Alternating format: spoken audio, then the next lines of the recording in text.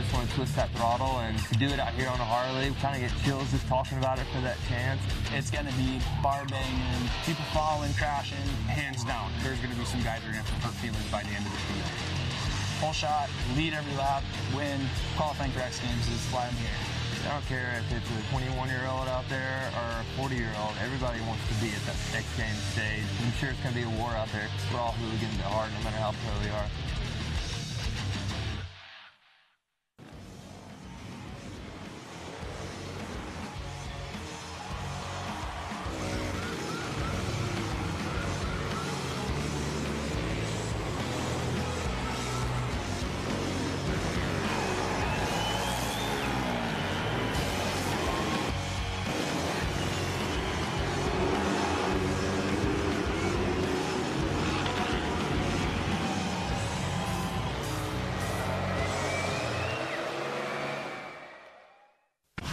It's a perfect day for racing here in the Idaho State Capitol as we come to you from downtown Boise. Riders from all over have converged for an opportunity of a lifetime as they square off at the Harley-Davidson Hooligan Racing, live from CenturyLink Arena. What's up and welcome. I am Brandon Graham alongside Lance Corey. And Lance, I'm so excited about tonight. It is hooligan in every sense of the word. No, these guys are bringing bikes that they're riding on the normal street to and from work, and they're going to go out there and race each other. Yeah, the only prerequisite, as you see the riders coming in here to the pits, is essentially a production twin, a street legal bike, and you could come out here and compete tonight. Yep, they open the sign-ups to anybody. Anybody could sign up and race their bike here. Yeah, absolutely. And what's at stake? An opportunity to earn your way in to X Games Minneapolis. Yeah, we have riders right here. Why don't we ask them? Come over here. Right off the street. Yeah, right off the street. Is this real TV? This is real TV. I don't know what to do with my hands. What do I do here? We just want to know what you did. No, I'm just kidding. On Monday. On Monday? Yeah, what did you do Monday? I worked. You worked? I worked yesterday. What's your job? What's your I own a profession? motorcycle shop in Ogden, Utah. All right, so motorcycles in your heart and your blood. Yes. Harley-Davidsons. You cut me in half. I'm orange and black on the inside. And you're ready to earn a spot to X Games Minneapolis here tonight. Yes, because I've grown up watching X Games, so the opportunity to be an X Games athlete, and on a Harley, it's a dream come true for me. That's what tonight is all about. We're about ready to set this thing off. Let's send it down to the third member of our team, live from inside the arena, Diana Dahlgren. Thanks so much, guys. Like you said, plenty of 9-to-5ers, but also some huge names heading into tonight, like Robbie Madison, the Rusty Butcher, Aaron and Brandon Gordado, Tyler Bierman and his dad, Randy, and of course, Stephanie Peets, our only woman here tonight representing. It's going to be electrifying, and they're going to be banging bars. They want the glory. Headed into Minneapolis. Let's check it out. Thank you, Diana, as we come to you now live from CenturyLink Arena inside. There you see the racers hitting the starting lineup, the crowd officially invading in here tonight. Lance, a look at our comp format. If you came for racing, you won't be disappointed because we got a lot of it here tonight. A lot of racers and only a few positions to get. Yeah, we're kicking things off with 81 riders total, broken down into multiple heats, but here is round one, heat one. Some really interesting names on this list, including our top-ranked qualifier, Benny Carlson. Yeah, we definitely have a lot of guys out there, and a lot of guys, and they got to qualify into 4th place, right? That's right. So here's how it works. As you saw, each of those heats, top 4 moving on into the semis. Then, of course, there's an opportunity to get to LCQ, but we walk the line now, taking a look at this rider lineup. As we said before, our top-ranked qualifier, Benny Carlson. There you see there in the 45. Notice a couple guys are wearing leathers, a couple guys are wearing motocross gear. I'm looking for somebody wearing jeans. Is there jeans out there? I thought we had denim in every heat. I could be wrong. I'm not seeing it out here right now, but let's kick it off. You see in this lineup also Jimmy Hill, who's got a real moto part dropping August 15th riding out here tonight, and we go. And right out the gate, the 17 bike, Sam Fisher with the overall lead. So we're going to have 10 laps out here. The laps right now are looking like 8 seconds, 9-second lap times. So Sam Fisher getting that whole shot, but will he hold on to it? I don't know. It's It's a quick race, but guys are banging bars. They got to get top 4. One guy's down already. 18 already down. We saw Benny Carlson in that 2 spot. He was, as we said, our top-ranked qualifier. Does he have enough to pass? The heat is on right now. I mean, this is either you're going home tonight or, you know, or you're going to X Games. An opportunity to ride at X Games Minneapolis on the line here tonight. So one of the craziest parts is these bikes are 1,200 cc's, 600 pounds, and they're on a course that's barely the size of like a basketball. How about Benny Carlson's flare on the kit? I love that. Style points. Already lap 7. 3 laps to go.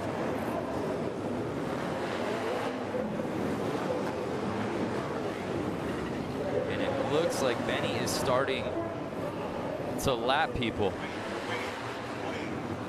Uh-oh. It looks like they threw the checkered flag early, Lance. We were on finishing lap 8. Uh-oh. Unless our counter was off. 88. So that was Jimmy Hill. Freestyle rider and freestyle motocross rider. Yeah, as we said, Jimmy Hill's got that real part of our real series at xgames.com. His moto part dropping August 15th. There you see our top-ranked qualifier, Benny Carlson.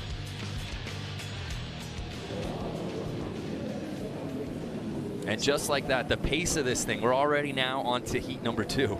Heat number 2. Who do we have in this one? Any familiar names? Drew Saunders from Wonder Lake, Illinois in the 00. We see the 34 bike, Jeremy DeRuyter out of West Bend, Wisconsin, 38 years old. And the 12 bike out of Salinas, California, AJ Kirkpatrick. Chris Boone, number 13. Out of Goodlettsville, Tennessee. These guys are ready to go. They're wanting top 4 right now. Yeah, here is our starting list for heat number 2. So basically, top 4, they're going to make it right into X Games. If they get 4th right here, they're making it to X Games. Exactly. So you're getting some pretty good excitement just right out of these first heats. Again, 81 riders out here today that will be cutting in half, that will be moving on to X Games Minneapolis. Oh, slow your roll there, Jeremy. And we're off. And it looked like Robert Bush, who got the whole shot, he's got the early lead here on lap 1. Keep an eye on 44, see if he can stay out front. Right now, Bush is in that lead. And it should be... Oh, and it looks like the 13 bike having a little bit of trouble there. Chris Boone.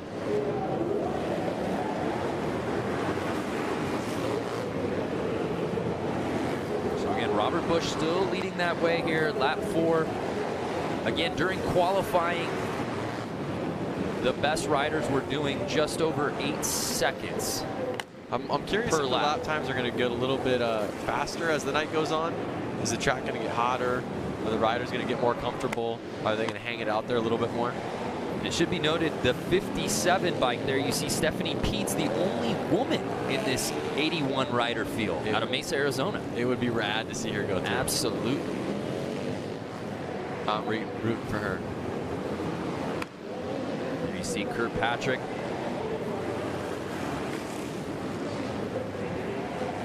Currently, right now, Kirkpatrick's going to transfer. So keep your eye on that 12 bike. At this point, it looks like he will be that last one getting in. Uh-oh. Oh!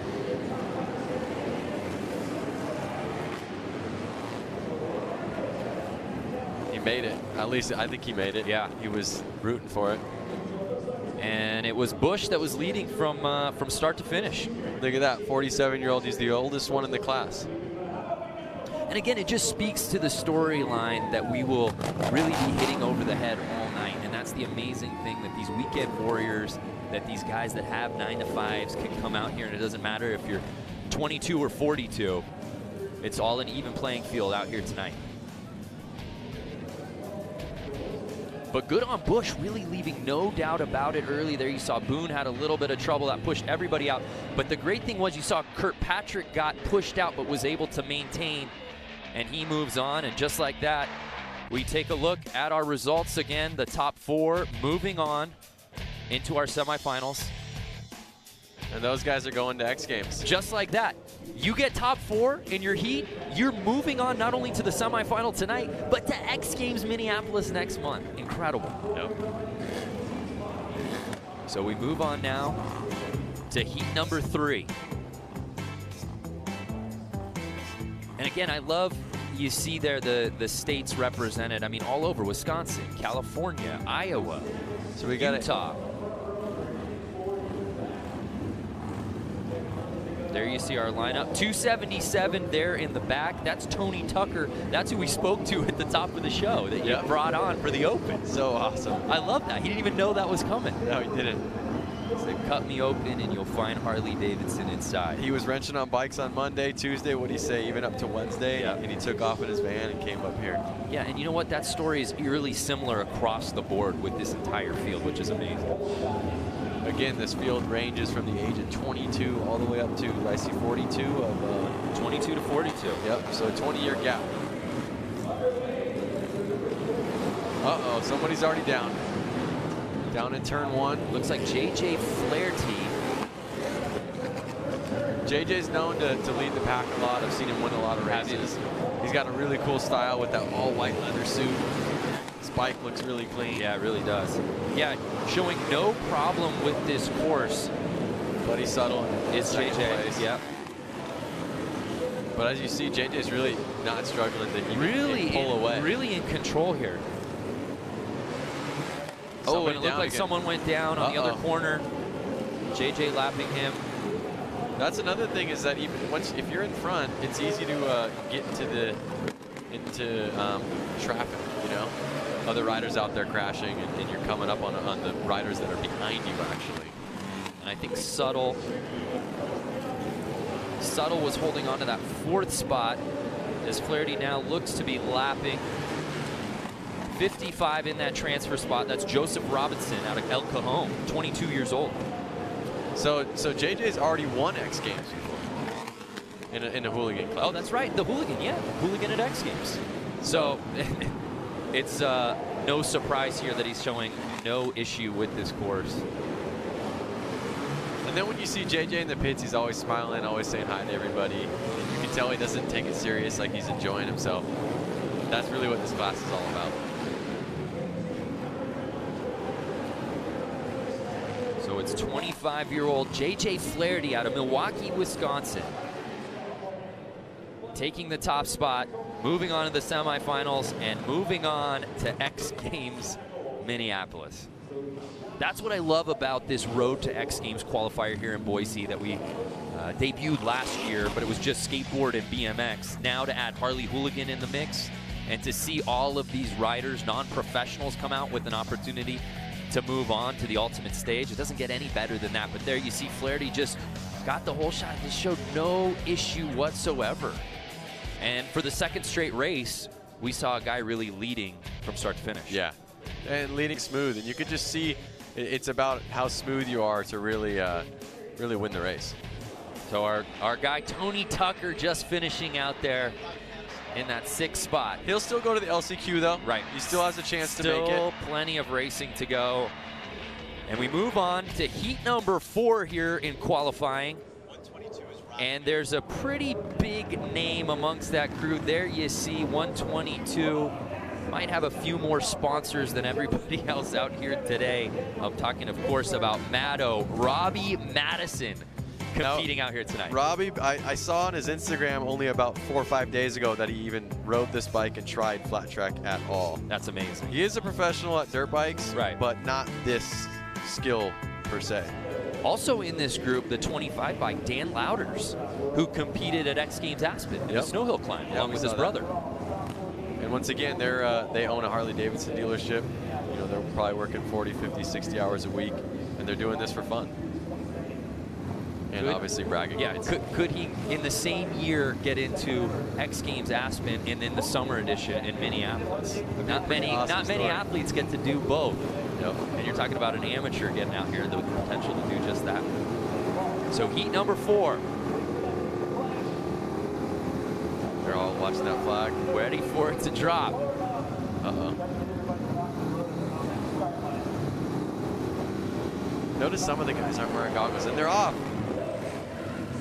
Wow, and it looked like Daniel Mischler, 77, got a really good jump.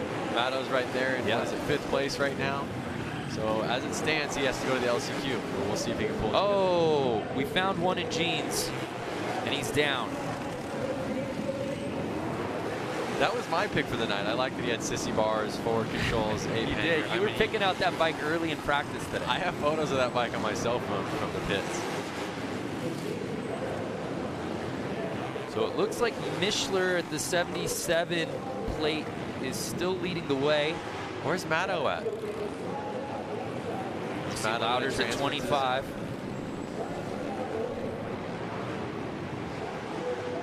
Uh-oh, another guy down. Who do we have down right now?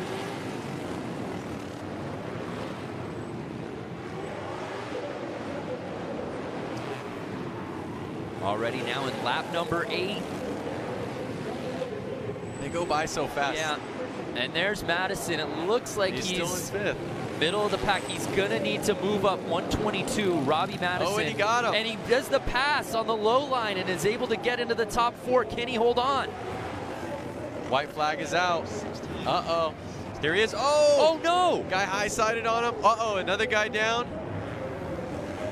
Riders are dropping like flies. On Looks the like he ended up. final lap. So did Matto get in? Was that top 4? Matto was in. He was either 2nd or 3rd. But again, Daniel Mischler got a terrific start right out of the gate and never looked back. I want to give a shout out though to Jack Martin getting out there with the ape hangers, the sissy bar, and his sponsors are Family Auto and more. And Robbie Madison holds on to that 4th spot. He will be moving on to the qualifiers along with Daniel Mischler, Dan Louders, and Dave Kilkenny. Dan's making it. Dan's going to be, he was Wow, from summer to winter. Hey, let's head down to Diana, who I believe is with Matto. That's right, someone you're very familiar with, Robbie Madison. Gosh, putting it down, making a pass, and getting into tonight's semis. How does it feel to be flat track racing? It's a lot of fun. It's such a tight little, tolerance there between first and last. It's good to try something different, cool to get out here and race, and I've got a big smile on my face. It's what it's all about. All right, well, put your hands together. Robbie Madison coming, joining the Harley-Davidson Hooligan Racing, guys. Well, it's exciting. Thank you, Diana. Yeah, no shock to see Robbie Madison on the X Games stage. I just never thought it would be via Harley-Davidson Hooligan Racing. Yeah, exactly. Yeah, but it's amazing. And again, as you said, Louders, I love that story. To be competing at X Games Aspen and Snow Hill Climb, and now he's doing summer. That actually puts him in some elite company. It really in terms of athletes who do both winter and summer over the years. And I think if you were to have asked him about X Games 2-3 years ago, he would have never thought he would be competing in both of them. So we move on now to heat number 5. You took a look at that lineup as they come in. They're literally coming in across the street. The pits are just a street light away from the stadium. Yep. So they actually have to stop traffic so they can come through down into the arena floor. It's pretty rad. I see a lot of Harley hooligans out there. A lot of, I see Mikey Virus. He's been in the lead a couple of times at Flat Out Friday. The list kind of goes on. But so there's some notable riders here. Bike number 119, Craig Reynolds, 21 years old. Not only is the youngest rider in the field, he is a local boy out of Boise, Idaho.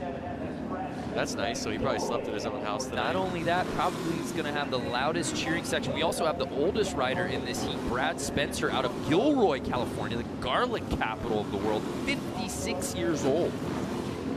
Yes, that's true. Our head of research, Vince.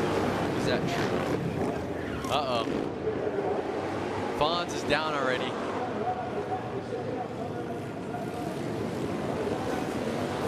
Lap number 2, riders are down. So Danny Holbus with the lead. Brandon Gonzalez. But Craig Reynolds in that second spot, the Boise boy. Mikey Virus is fighting for 3rd place right now.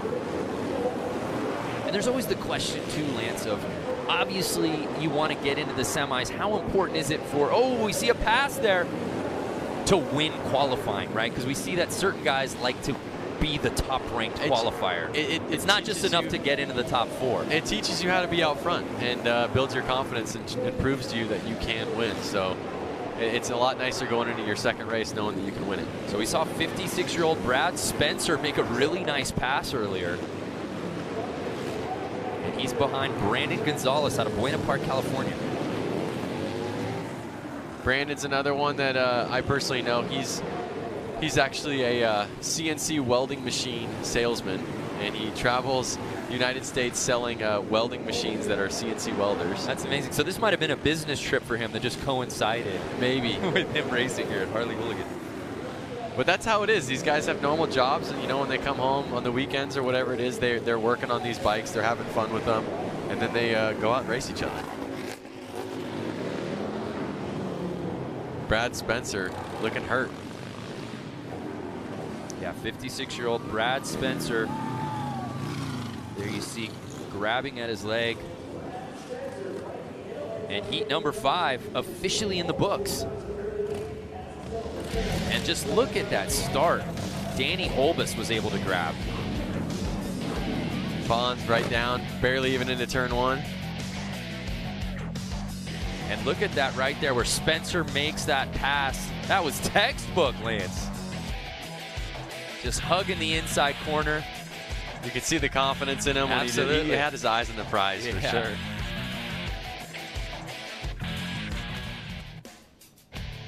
So it was Brad Spencer, the oldest competitor in the heat, taking over that top-ranked spot in the heat, along with Mikey Hill, Danny Holbus, and Craig Reynolds, the local boy out of Boise, getting onto the semis and earning a spot to X Games Minneapolis.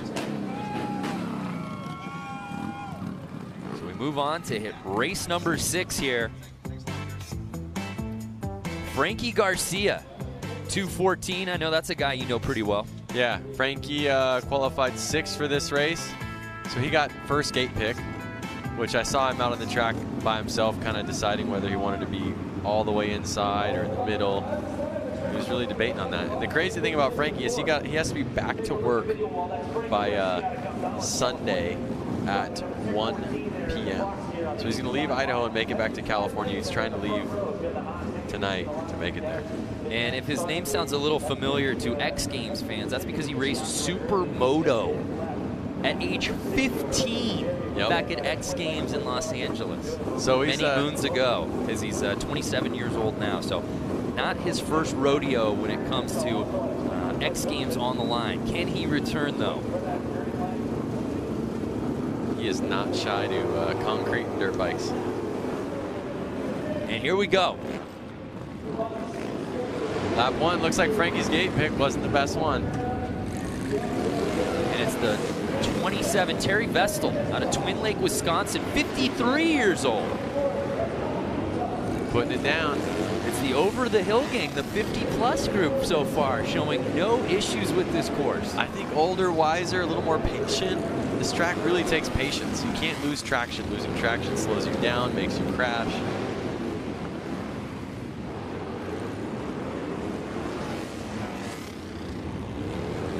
Again, if you're just joining us, 81 riders out here today. We'll split that number in half to move on to the semis. I saw a rider with jeans and a flannel. Already lap number 6.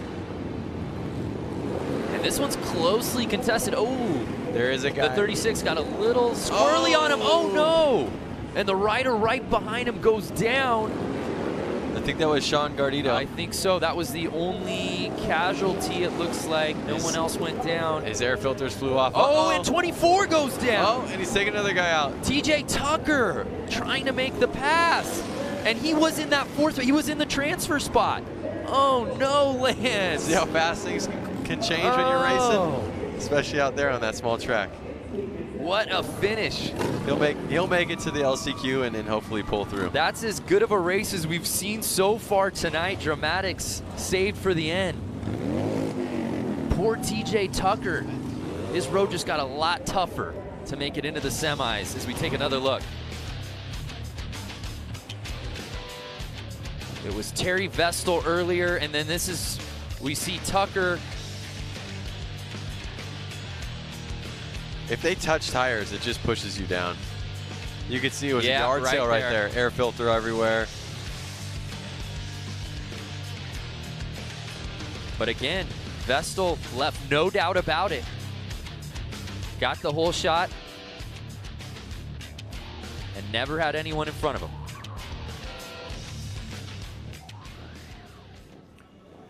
So it's Vestal, Frankie Garcia, Jeremy Whittick, and John Tinsley moving on to the semis.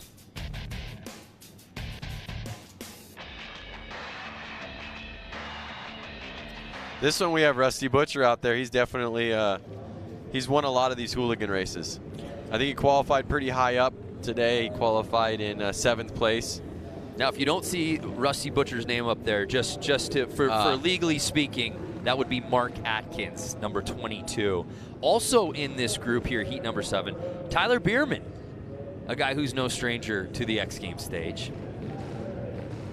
And also riding with Tyler, the number 5 plate right there, Randy Bierman, his father. So one of the cool things to think about is number 3X, Scott Jones. He's actually works for SpaceX and builds the rockets that are going up to Mars. And Randy was having his way. He actually qualified above Tyler for placement tonight. It's about being wise and patient out there. So 22, Rusty Butcher. The Biermans, number 5 and 653, back to back. But Mark Atkins is completely ahead of the pack. Yeah, and there you see Randy Bierman holding on to that 2nd spot. Now, do you think the Biermans would play tough on each other? Ooh, someone looks down and he... That's Chris Wiggins of 09. Down and stuck under the bike. Those bikes are 600 pounds and they're not easy to get up off of you. Again, Bierman in that 653 bike. Does he want to get to semis? Absolutely. Does he want to qualify for X Games Minneapolis? Definitely. Does he want to beat his dad? Absolutely. But the dad wants to beat the son. Right. And dads always have dad strength. Dad strength.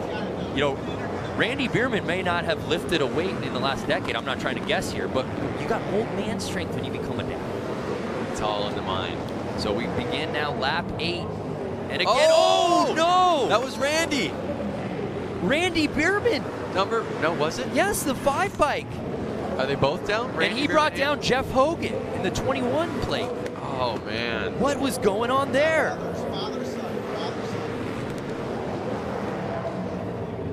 Mark Atkins, he's just holding strong. So Atkins, another one essentially down. Passing the crew, and there you see Bierman looking back. Wow, that was a crazy final lap. OOX JW Martin, though, with the 8 hangers. Boy, Rusty Butcher, though, from start to finish, that might be as impressive racing we've seen so far here tonight.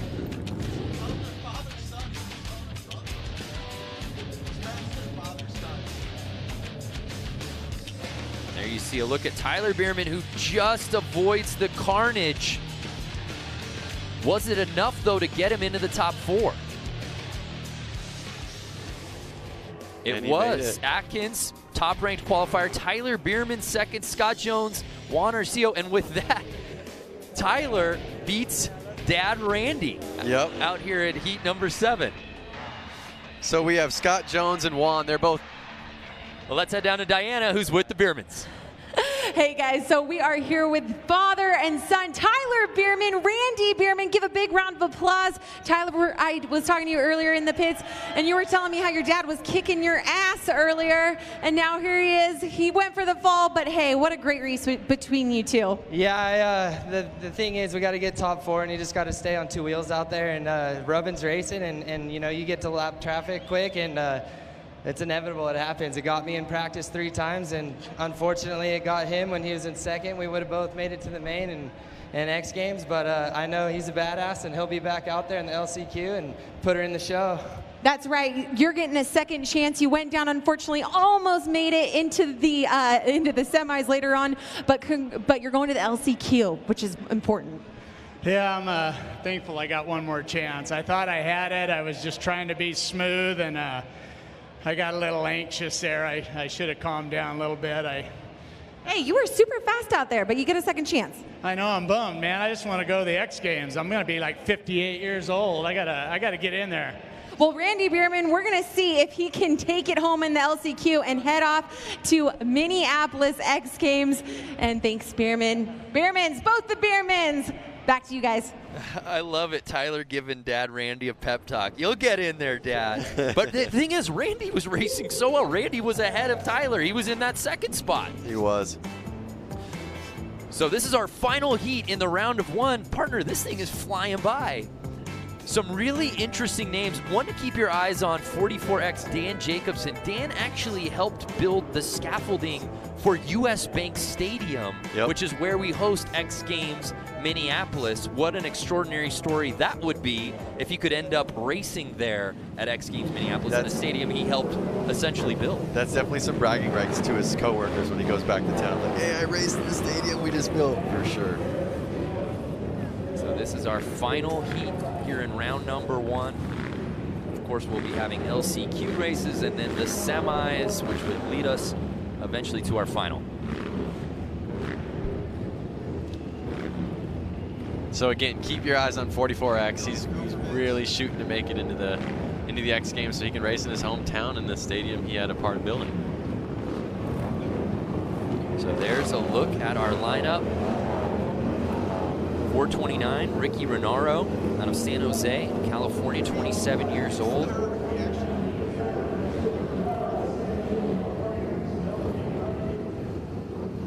The whole shot has been very good so far tonight.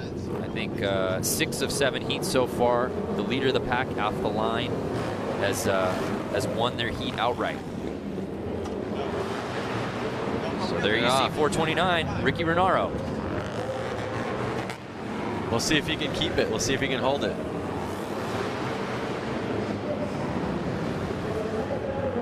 I want to know where 44X Dan Jacobson is. I see 44L, but I don't want to get confused. Numbers and letters sometimes can do that to you. Yeah.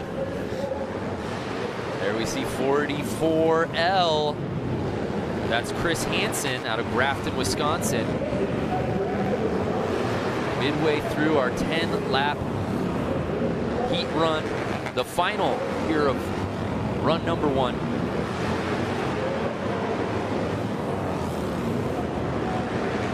So is he going to pull it? 7 laps in, it looks like he's held the lead. And who's down? Someone just went down. We'll wait to see a number on that. And right now you see that 829, Brendan Foley trying to hold off. Is that Chad Tyson, 87?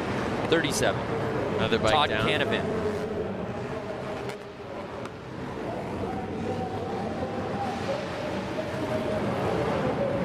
Ooh, little rub in there.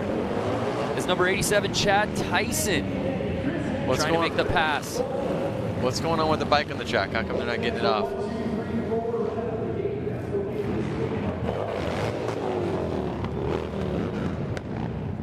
Notice some of the guys have dirt bike helmets, some of the guys have street bike helmets.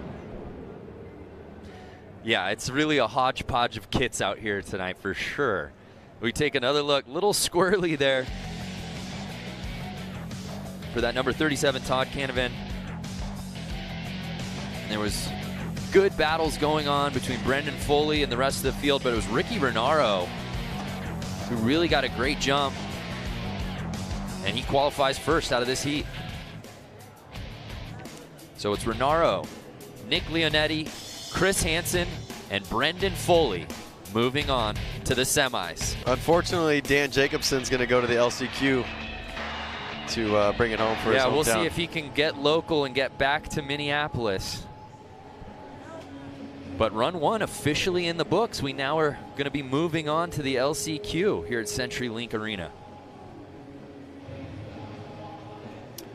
And again, if you're just joining us, it's Harley-Davidson Hooligan Racing. And to hear more about everything we've got going on here, let's send it back down to Diana. You guys, we're down here celebrating Harley-Davidson Hooligan Racing and X Games coming together. You guys are going to want to not miss these awesome stickers that have came out. You can head over to h-d.com/X Games. Get your commemorative sticker while you can, because supplies will not last and they do not cost anything. Head on over to the website. Thank you, Diana. I saw you grabbed a few stickers. I'm already logged in right now. I'm getting more. I saw you completely covered your Trapper Keeper where you keep all your notes. That's actually your Trapper Keeper. That is my Trapper Keeper. Why are you putting stickers on my things? So, as we see right now, they're getting the course ready for that next round of racing. Anything shock you out of those 8 heats we saw there? Look at that bike with the chain stuck up there. That's why it was stuck on the track.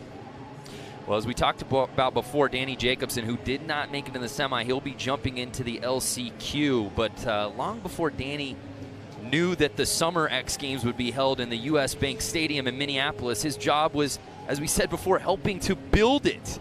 Now his goal is to race there, and that's #1 on his agenda tonight here in Boise.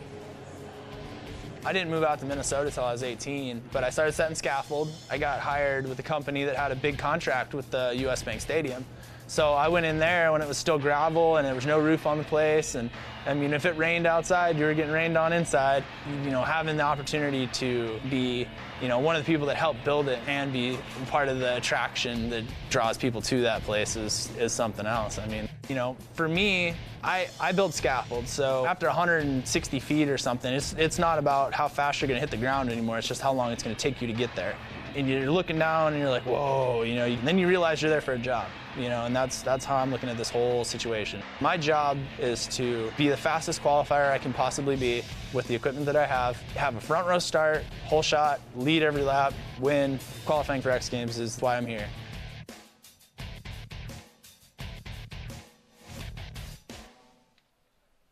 What a story that would be if Jacobson can move on. And there you see the amazing crowd we've got out here at CenturyLink, getting their money's worth, watching Harley Hooligan Racing going down all night. So we had 8 round 1 heats, right? Yep. Now we move on to 8 LCQs, my friend. Well, there's a couple guys out there that are definitely, I think, should have made it through, had a crash or so, like the Randy Bierman. He's going to get an opportunity to make it to X Games again. The road to X Games here live from Boise, Idaho. And the format for this LCQ, we've got 8 of them, with the top 2 from each one moving on to the semis. The bottom of the field will officially be eliminated. This is give it all. I mean, right here, if you don't get second place. Yeah, as we said before, we started out with 81 racers. We're knocking it down to the top 48 that qualify for X Games Minneapolis. We've been saying it all night. You make it to the semis, you make it to X Games Minneapolis 2018. And like I said, if you're not top 2 in these races right here, you're going to go back to your rig and you're going to pack up and you're going home. Yeah, but still the opportunity to come out here. What a platform for them all. LCQ Heat #1. Sam Fisher, Merle Barnett, Jimmy Hill. That's a guy we absolutely expect in the semis. Yep. So some really notable names there. We move on to LCQ Heat #2. Stephanie Peets, the lone woman in the field out here tonight, trying to move on to the semis. All the way from Arizona. And Heat #3, there's our guy, Tony Tucker, out of Ogden, Utah, who just came out a day ago. Yep. You see Heat #4, headlined by Hunter Klee, Jason Rogers, Jason Larev.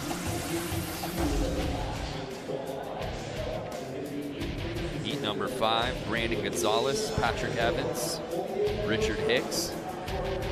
Heat #6, TJ Tucker, a guy who was racing well but went down. Sean's in that one. He probably had to work on his bike to get back out there. And there you see Heat #7. All eyes will be on Dad. We're just calling him Pops out here tonight. Randy Bierman, who was holding that 2 spot and unfortunately went down. He's going to have to try to qualify the hard way. And there's our LCQ final Heat #8. So we got our LCQs coming up, but how'd we get there? If you're just joining us, highlights from round number 1.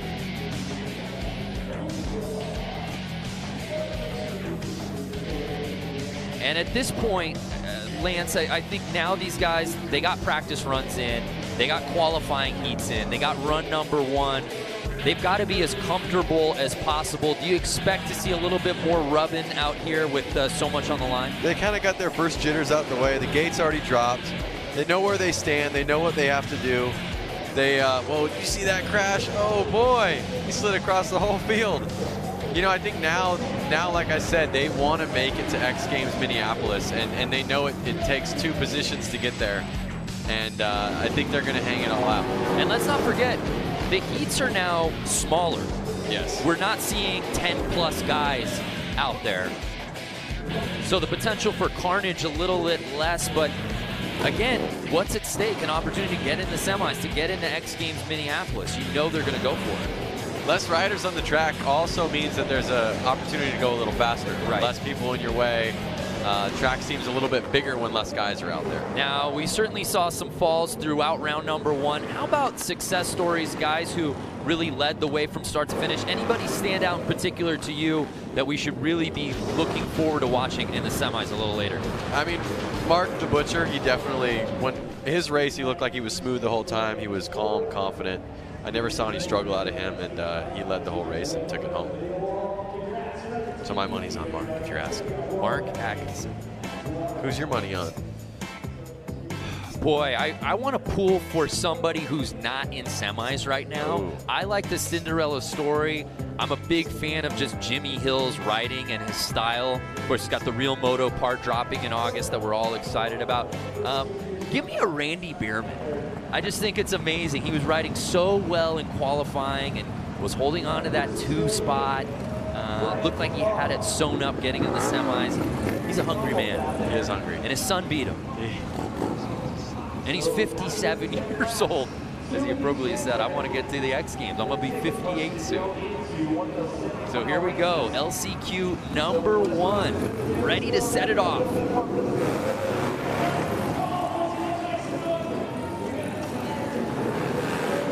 Looks like number 74, Josh Sanger, getting the early lead.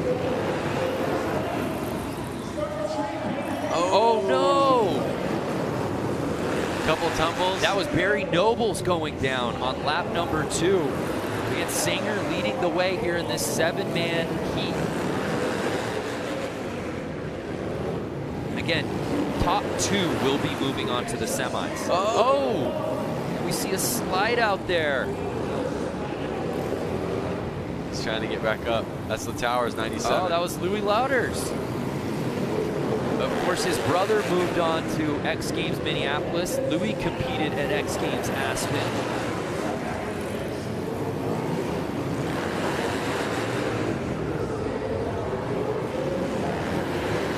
Louis had just missed the podium in Aspen. Finished 4th place in the snow hill climb. But again, it's not about top 4 here. It's top 2 if you want to get into that semi. We know Josh Sanger's holding on to that spot as they're completing lap number 8. Who's going to be joining him? Notice the Towers is back out there, back battling. Did he? Oh! Is he in the lead right now? He just passed him. He went highline and just passed Sanger. But is he coming back? On the 9th lap.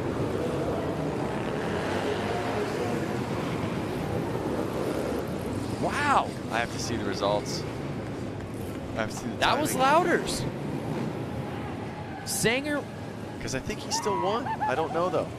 Or did he lap him? I'm lost with the crash.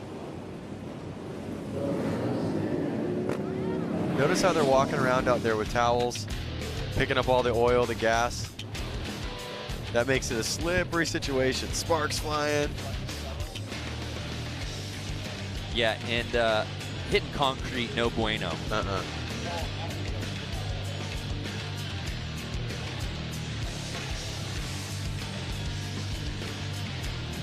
All right, I'm looking forward to seeing the official results.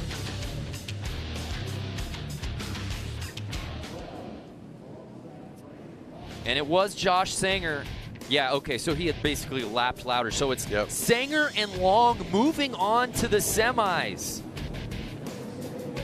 Well, let's head down to Diana. Hey, Diana, how's it going down there? You know, it's fabulous. I have a wonderful view trackside down here. Looks like the soda pop on the track is very reliable for these racers. The pressure is now on.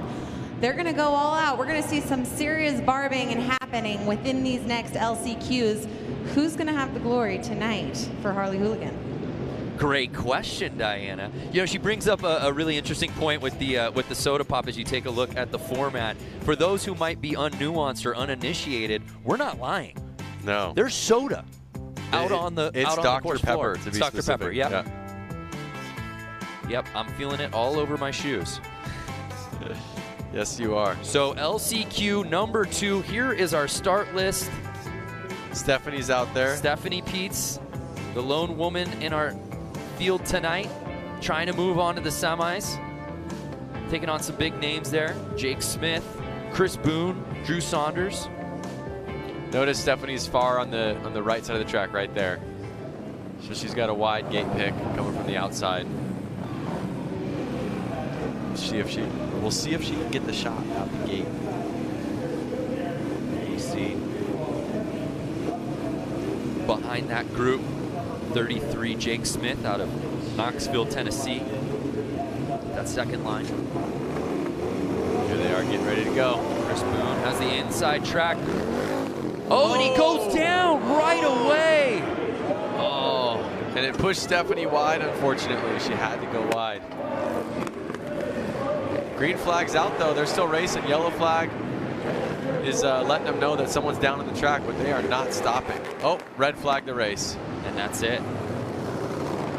Red flag the race. Tough to see in an LCQ with so much on the line. Well, at least they'll get a second chance. Stephanie will be able to go at it again. Because it's really unfortunate when it wasn't, you know, her fault that the bike was sliding in front of her and she had to go wide to stay away from it and stay safe. But there's just such little ground to make up on such a small course that something like that detours.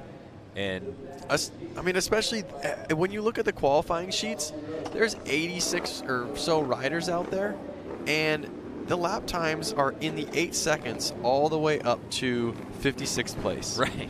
And then the slowest would be 11 seconds. Right. So, I mean, you're really splitting hairs here for lap times.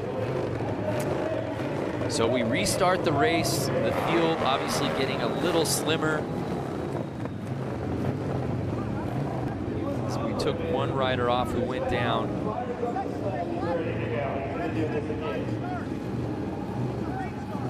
Again, Jake Smith holding on to that inside spot. It was 9-11 Jason Clements who got the hole shot.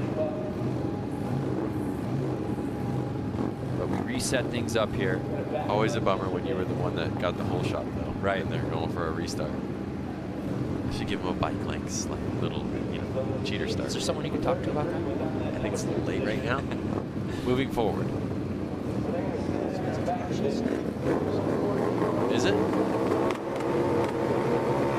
A partial stagger to start. Oh no! And bike issues right out the gate. They're going to keep it going. And again, Jason Clements with the terrific start. And now it's a race for second early. It looks like Chris Boone with the pass. Oh no, getting a little squirrely. Jake Smith and Chris Boone battling it out for that second spot. I mean, and right now it's Boone.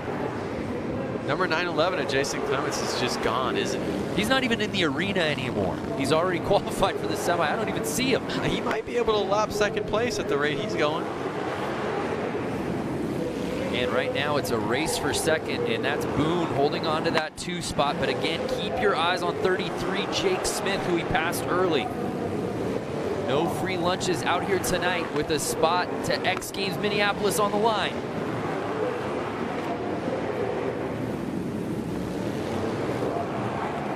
Now, one thing to think about is the track's getting warmer and warmer as they race, which makes it stickier and stickier. So the traction is changing from race to race, and if you were earlier or later now. So it's kind of new every lap almost. Final lap. Is Smith going to be able to grab Boone for that second spot?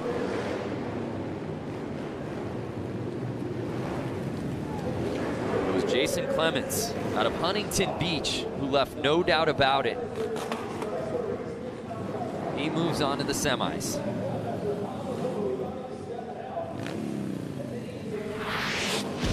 I'd love to see the lap time on that, because Clements was absolutely flying. And there you see where Boone makes the pass. And I don't think anyone ever touched him after that, but 9-11 taking the top spot. Final results in, and it's Jason Clements and Chris Boone going 1 and 2. They move on to the semis, 3, 4, 5, and 6. Their day is over. Well, let's head down to Diana Dahlgren. Well, all of the arena just had their hands together for Stephanie Peets on the number 57 machine. Girl, you were putting it down out there, holding it strong for us ladies out there.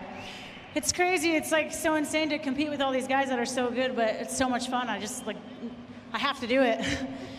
It's crazy. All right, so talk about your LCQ, talk about the heat. Let us know what's happening out there. So I'm just trying to stay out of the way of any craziness. Honestly, I just don't want to die. As long as I keep it shiny side up, I'm good, happy. All right, we'll give a big, huge round of applause. Stephanie Peets keeping it on 2 wheels here, Harley Hooligan. So Pete's unfortunately not moving on to the semis, but still a good showing. And it's just a tough one, too, to come back from, Lance, especially after the restart. I know that's got to take something out of the riders. Oh, it does, for sure. I mean, they had to do extra laps. They did 2 extra laps than they should have. And your energy level, you were excited or you were, it is tough. So there's a look at our start list here for LCQ number 4. And Tony Tucker, our guy who we spoke to off the top, man off the streets. You pulled him in for the show open. He was just out there working on his bike, trying to mind his own business. He didn't think I was serious when I asked him. He did. It was funny. Before we did start filming, Lance said, "Hey, you want to come up?" And he kind of said, "Ha-ha." And then I think when we went live and you said, "Hey, come on up," yeah, he was like, he wasn't expecting that. He didn't know what to do with his hands. No, he didn't. But he's out there now, and I think he knows what to do right now. Yeah, he's in that 277. Black and blue, baby. Oh, Tony. Oh. Tony, my man. Shut the gate with his hands. Just wait a second. You know what? I'm just going to practice lap. Y'all look at this one. The victory lap, baby. That's how you do it, right? Yep. Jump the gun a little bit, but just own it. Oh, he jumped it, so he's got to start a gate behind. Oh man, he can slingshot it though from the back. Oh, Tony, we'll see if he can make up ground there. Uh-oh. But it's 66. Justin Burhow with the early lead. 27X of Jordan Baber is going for it. He's not in a transfer position, but he wants it. Again, the top 2 from each LCQ will be moving on to the semi. It's no longer about top 4, it's first or second. That's what you've got to have in your vision. Oh, and a bike gets thrown away there. But it's still 66 leading the way.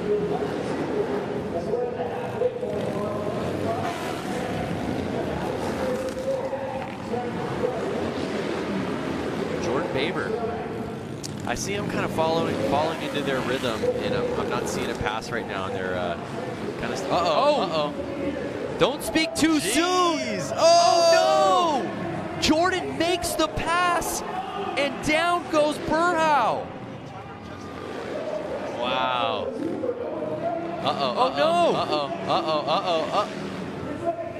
The 27 of Jordan Barber is in the lead now. How fast it can change. We were wondering if he had enough to catch up to Burhow. He makes the pass, and then Burhow goes down. And just like that, Jordan Baber takes the win here in the LCQ. And our guy, Tony Tucker. And was that Tony Tucker, the second spot? Yep.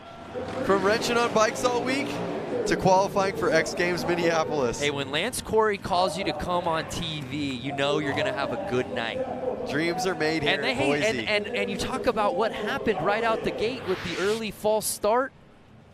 Just like that. So he jumped the gun. And look where he's got to start from behind. Yep.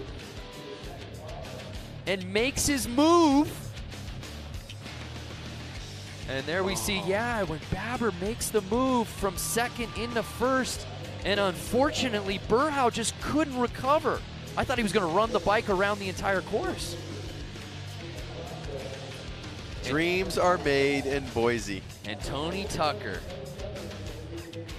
What more can you say about our guy out of Ogden, Utah?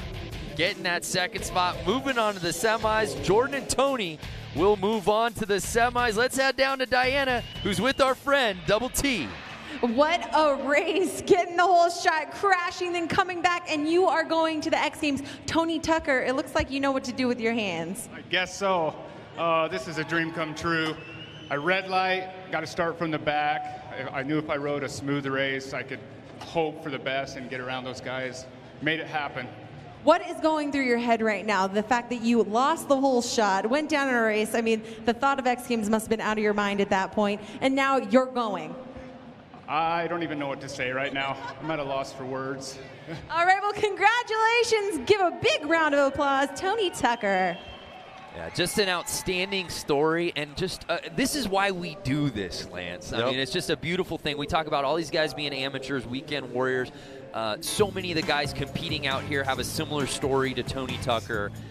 But to see dreams actualized and now moving on to X Games Minneapolis, just outstanding. I mean, the chance that the opportunity we had to talk to him earlier on in the day, I have a big grin on my face knowing that, you know, he's going to make it to X Games. Oh, I love the bikes with the ape hangers.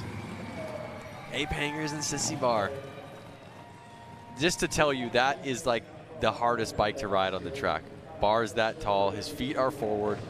That bike it screams not for turning, especially in that tight of an area. And again, one of our favorites in jeans, no less. Jack Martin, 63, 182, that's Hunter Klee. And 100, Joshua McDonald out of Murfreesboro, Texas. I hope I'm saying that right. And right out the gate, it looked like McDonald got the early lead, but no! Some carnage around the corner on run number 1. The 182, a Hunter Klee down in his peak gear. And we have the red flag. Look how let down Jason the Rev, number 2 is. Oh, out of Sun City, California. Are you kidding me? Yeah. The lead in the LCQ, but let's see what goes wrong there, Lance. I mean, they touched, and that's just, when you touch on a track like that, you're going down, basically. Rubbing is racing. Rubbing will also put you on the ground. So we restart this thing, 10 laps. So now these guys are technically doing 12 laps. So at this point, they're cleaning up right now because there's gas or oil or some sort of fluid on the track. Something's on the course. Makes it like ice. So they got to get it off before they can start riding. They don't want it to be too dangerous. It's already dangerous enough. And my boy in the jeans, number 63, a Jack Martin. So 182, Hunter Klee was in a really enviable spot. Now he moves back. And it's Jason Rogers, number 3. But keep your eye on number 2. Yep. Jason Larev, he had the lead. Let's see if he can pull it again. And yes. Oh, no. No. P2 right now. Number 3 of Jason Rogers in the lead. So Jason Rogers has the early lead, but there you see again, Larev starting to make his move. He's holding on to that 2 spot. Jason Rogers slided in. Uh-oh. Can Rogers hold on to it? If I didn't know any better, I would say he's wearing sunglasses. I think he is wearing sunglasses. Uh-oh. Oh, a little bit of an issue there. Now Jason Larev and Jason Rogers, number 2 and 3, are in positions 1 and 2 out there. They're both in qualifying positions. Do you think that they're going to play it safe, or are they going to battle it out for first? Yeah, I think Larev's got to feel pretty good right now. Or excuse me, Rogers. Yeah, I think you're right. It doesn't look like Larev is really pushing on Rogers at this point, unless he's trying to pick his spot final lap time. But as we complete 8, it's still Rogers leading the way. White flag's out, 1 lap to go. Uh-oh, they're pretty close now. Can he do it? Can he do it? So Jason Rogers leading the way, but can Larev catch him? Right now, the top 2, they'll be moving on to the semis. And that's how they'll finish. 3 and 2 finish 1 and 2. Jason Rogers takes the top spot, and Larev right behind him, holding on to that second.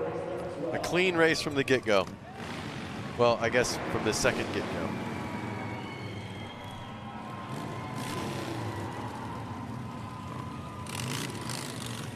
Looks like he Sharpied 3 there on the gas tank. Is that it? I think so, on the other side. He's got 3 on that side. So right out the gate, this was before our reset. And we'll show you why we had to do it. Just so early on in the race, the red flag had to come out, unfortunately. Larev was looking so good, but at the end of the day, he still gets in with that 2 spot.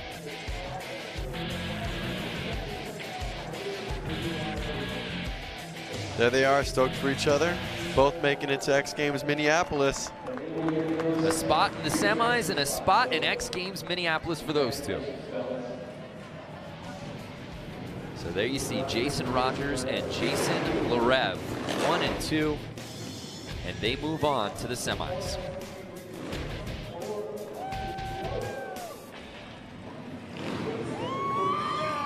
Fans out here at CenturyLink excited, and we're just halfway through this thing, man. I know, it's incredible. Well, the great part is the semis are going to get even gnarlier. So here's a look at our lineup for our next LCQ. Richard Hicks in that 07 jeans, another jeans guy. What would you wear if you were out there? Yeah, probably what I'm wearing right now. Skinny jeans? They're regular jeans. Those are not regular. I can't help the way they fit me, Lance. So here's a look at our lineup. Jason Schreffler in that 11X. And again, 67 with that inside position. Jordan Hooped out of Random Lake, Wisconsin. Just some random lake. That's the name of this town. And they're off. And it's, yeah. Jordan getting that early lead. A little outside, makes his way in. With Jason Schreffler behind him in that 2 spot. 67 and Jordan Hott's the youngest one out in this race right now, 20 years old. You think that's because he's got the most energy? Might be. But then that flies right in the face of our philosophy of the old man strength that we saw earlier today. We need to stick to one principle. I'm trying to figure it out. So that 67, Jordan still leading the way, but again, 11X Jason Schreffler right behind him. As you said before, is he going to play it safe, or does he know I'm in that 2 spot? Just don't mess this up. Looks like they're getting pretty comfortable. They both know they're going to transfer right now. Yeah. I don't think they're going to push it too hard. I think they're pretty content where they're at. They want to make it to the semis. They want to make it forward. We're cutting our original field of 81 in half to move on to the semi later tonight. Final lap time.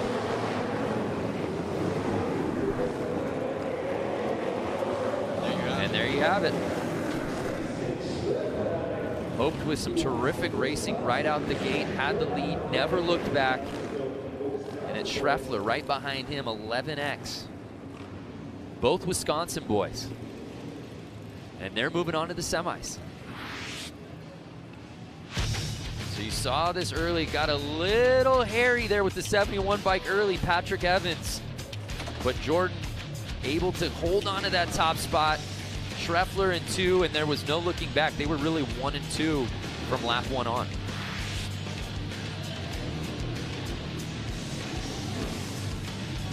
So those two move on to our semifinal, move on, of course, to X Games Minneapolis, and unfortunately 3 through 6, their days officially in the books.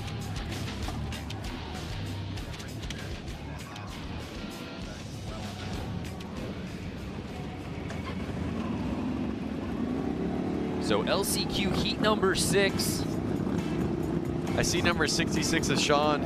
He had to definitely go back and work on his bike. I saw parts flying off his bike when he crashed in the last race.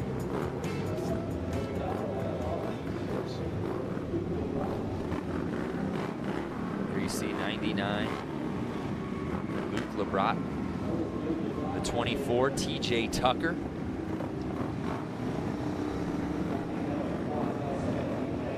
Oh, 03, that's Jake Cook. Jay Henley, 22X.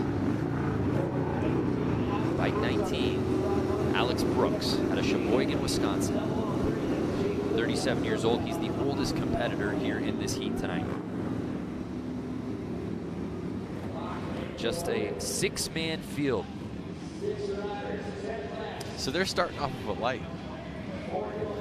When that goes green, that's when they go. Interesting. Thanks for that. So it's Alex Brooks with the early lead, Lance. Who's going to push him as he's forced outside? Can 003 get on the inside? Oh, and we've got a slide out. Was that Tucker? It was TJ Tucker. Alex Cook, 003 out in front now. He pushed him wide. He pushed him wide, and Cook taking over the top spot. From Alex Brooks holding on to that second spot. But don't look over your shoulder, Alex, because you've got somebody on your tail. Jay Henley in that third spot, that bubble spot, trying to move up to number 2. And if you're just joining us, top 2 will be moving on to the semis. And it's still Jake Cook leading the way here. Lap number 7.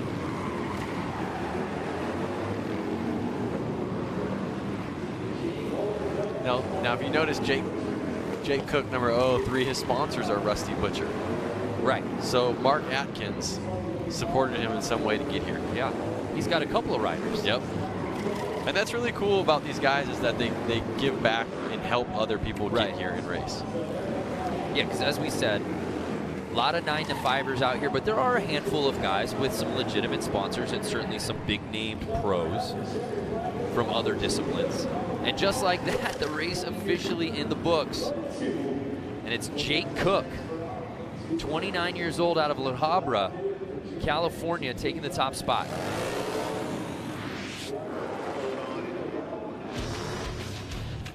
So we take another look. It wasn't Brooks leading the way, or excuse me, Cook leading the way early, but he was able to get to the inside as Tucker was pushed off, and there was no looking back for him.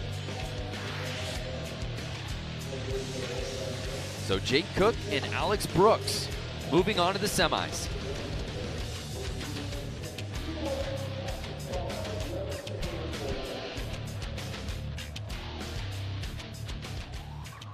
So as we get ready for our next LCQ heat, let's head down to Diana Dahlgren. Diana, where are you? I'm down here, and we're about to go racing again for another LCQ, but I'm standing here next to Aaron Gordado, one of the Gordado brothers, Suicide Machine Co. What's the strategy going into your LCQ here? I think going into the LCQ, you got to be safe, ride smart. You got to be quick, but if there's traffic, if there's an accident, if something happens, that you got to account for it. And yeah, there's a lot of pressure getting the top 2 spots now.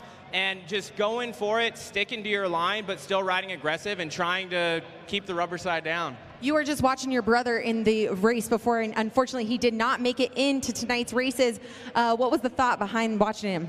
I saw him going. He took another pass. He made it into third, and I'm hoping just go, or he got another advance because there were people going down. It's hard to say. It really is. The guy in the front could go down. He could take out 2 people, 3 people. It's a really hard challenge, and you get an advantage to be up front, but at the same time, it's you're fast and it's unsure. You got to make it work. All right, well, good luck to you. Gordado going for it right now in the LCQ. So we'll see if Aaron can get into the semis. Brother Sean unable to do so as we take a look at this lineup that also features Randy Bierman. Father, of course, of Tyler Bierman. Randy Bierman was in the 2 spot. He had a spot locked up for the semis for X Games Minneapolis, Lance, and all for naught as he went down right at the end of this race, or of his Heat 1 race, I should say. And it kind of goes back to what the Gardito brother just said, is that at any moment somebody can crash and it can go from first to last place. Right. And that person can also take down the top 3 with him. So there's Bierman, number 5. He's been running this course so well. And everybody's been talking about how well he's been racing. And, you talk in the pits, and even Tyler said, hey, man, he's beating me. He's better on this course than I am. And as Randy said to Diana, hey, I'm turning 58 years old. I just want to get to the X Games. Well, here's his chance. All he's got to do is get top 2. Fast House in 68. There we see Kylie Yee, 03. Of course, Aaron Gordado. And Chris Wiggins out of Sierra Madre, California, 35 years old.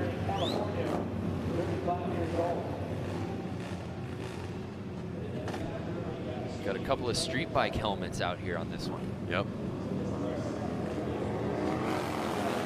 And they're off. And right away, Bierman looks to take the wide lead. Can he cut it? And he does.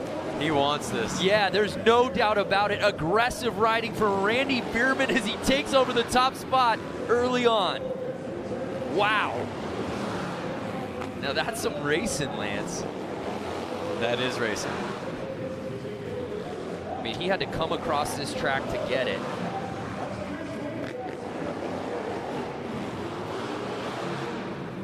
And right now, it's a battle for second.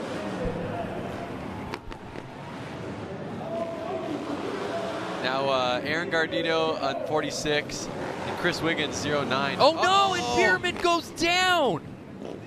And he had the lead. Oh, heartbreak again, Lance. Man. We didn't get to see it. I'm curious to see what happens, but that's not a spot you want to be with the lead getting into the semis on the line. Poor Randy Bierman. So that puts Aaron Gardito in the lead, number 46, and right behind them, Chris Wiggins, 09. Looks like they're in a transfer positions, and they are friends, so they're going to probably play easy on each other, not take anyone out. Try to ride a smooth race and make it to the semis. So Aaron Gordado leading the way right now. Chris Wiggins out of Sierra Madre in that 2 spot. Will anyone catch Wiggins? Ooh, Wiggins right on the inside. He got it. He got it. Last corner. Wow. And you saw Aaron Gardito of 46. He shook his head like, dang it. A win's a win. Bragging but look, I want to just show you, Bierman, how he comes basically from the wide position and aggressively comes over to take that top spot. We said he's not messing around. Oh, and it just slides out from under him. Kind of goes back to the same thing he said about himself in the last race. He was in the lead, he knew it, and he should have ridden a little bit mellower. He said that in the last interview. Just so tough to see because the mentality was there. Chris Wiggins, as you said, inching with that win the last second, but Gordado moving on. That's bragging rights right there. Yeah, Gordado must have been good luck charm talking to our own Diana Dahlgren right before the race. Let's just keep doing it. Diana, I know you're down there with Randy Bierman. Tyler joining us. What you got? Yeah, that's right. Standing here alongside Randy Bierman. Man, what happened? Had the lead. You had it on lock and then went down in the corner. I don't know what happened. I kind of came up on some slower riders and just kind of lost my concentration, and thing just got away from me. I am totally gutted right now. Oh, I know. I can't even imagine what you're thinking. Tyler, you were watching your pops down there racing. What was it like? I was up there and I was filming the whole thing, and we were all saying, you know, he's got it. He's just got to ride it in, and you know, it'll reach up and grab you that quick. And I literally jumped out of my seat, and you know, my heart broke right there with him. But it's all good. He was riding good, and you know, it's part of the sport. So. Are we going to see you back here next year for Harley Hooligan Racing? Well, absolutely. If Roland Sands will let me ride his motorcycle some more, I would love to come back and redeem myself. All right, well, the people of Boise have enjoyed watching the Bierman father-son duo. Big round of applause for these guys here tonight. Guys, back to you.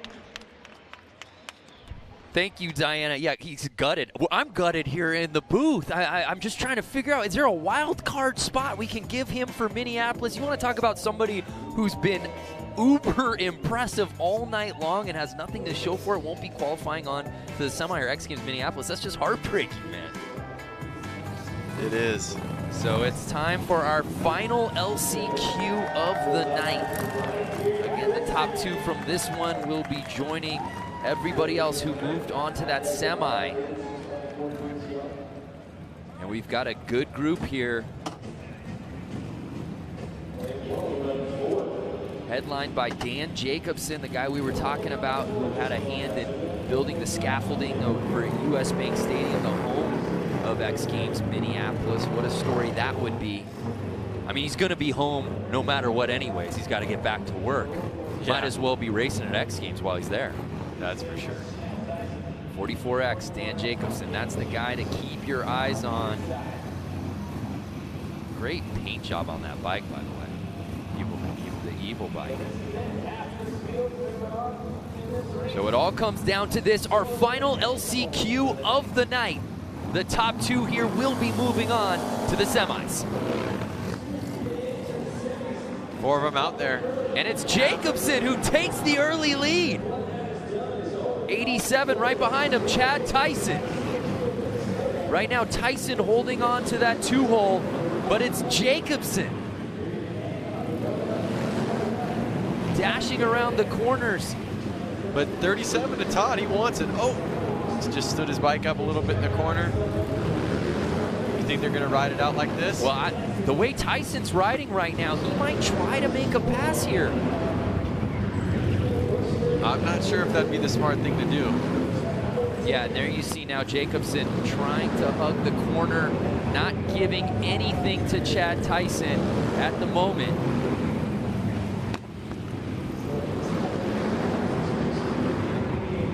Tyson following his trail right now. As you said, it doesn't look like he's trying to make the pass. They're all pretty close. Yeah. And he slipped. This whole position can change. And Todd Canavan, don't count out 37. He's trying to figure out how to get in front of Tyson right now. He's got 2 laps to go. Here he goes. Can he beat him on the inside? No. At this point, I'd almost run somebody wide. Tyson holding court on that second spot. Can he hold on? It's Jacobson in the lead. This is tight racing the whole race. Can 37 catch Tyson? He won't do it. And what a finish to our LCQ here tonight at Harley Hooligan. Dan Jacobson moving on to the semis, and he will be competing at US Bank Stadium for X Games Minneapolis. What a story. Incredible. He said he wanted to do it, and he did it.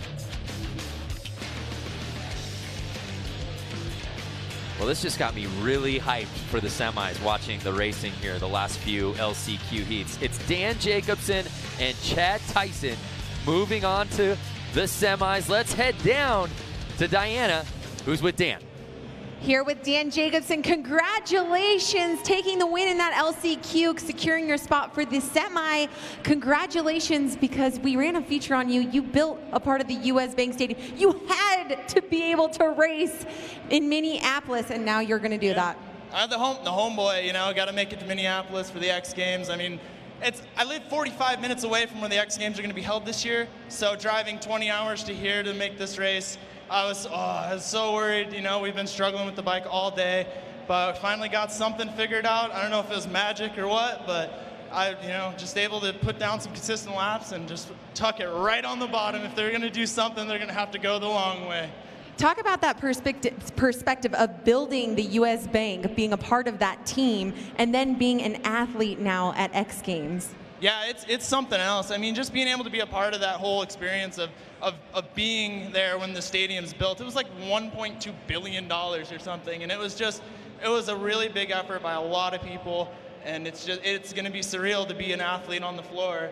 You know, last time I was on the floor of that place, I was wearing a hard hat, so it'll be really cool to put my helmet on.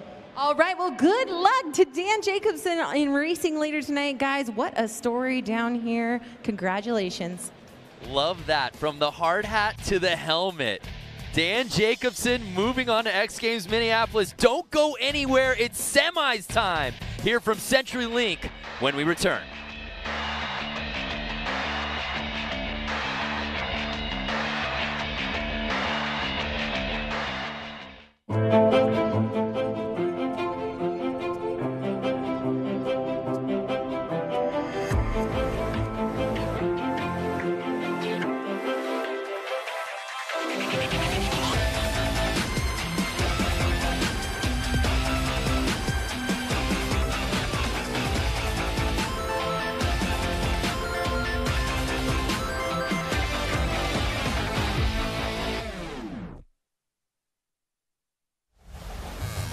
You can't come to Boise, you can't come to Idaho without trying the potatoes, but it's been an amazing home for sure. We welcome you back to the Harley-Davidson Hooligan Racing here at CenturyLink Arena in Boise, Idaho. It's semifinals time. Now, all these riders are trying to make it to the main. There's no doubt about it, Lance Corey. But they can take solace in knowing that each one of the riders we're going to see out here now have already earned a spot to X Games Minneapolis.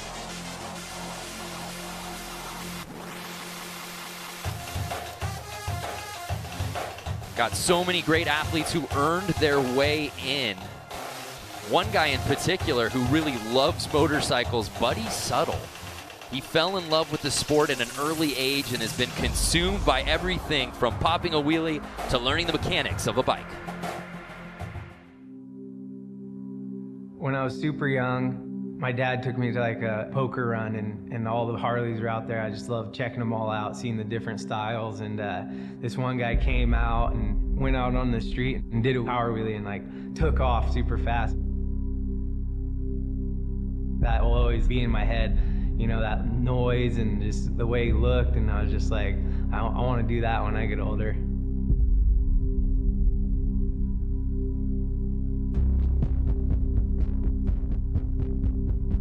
When I'm sitting on the bike, warming it up, excitement, that's what I feel, and I think that's what I love about it.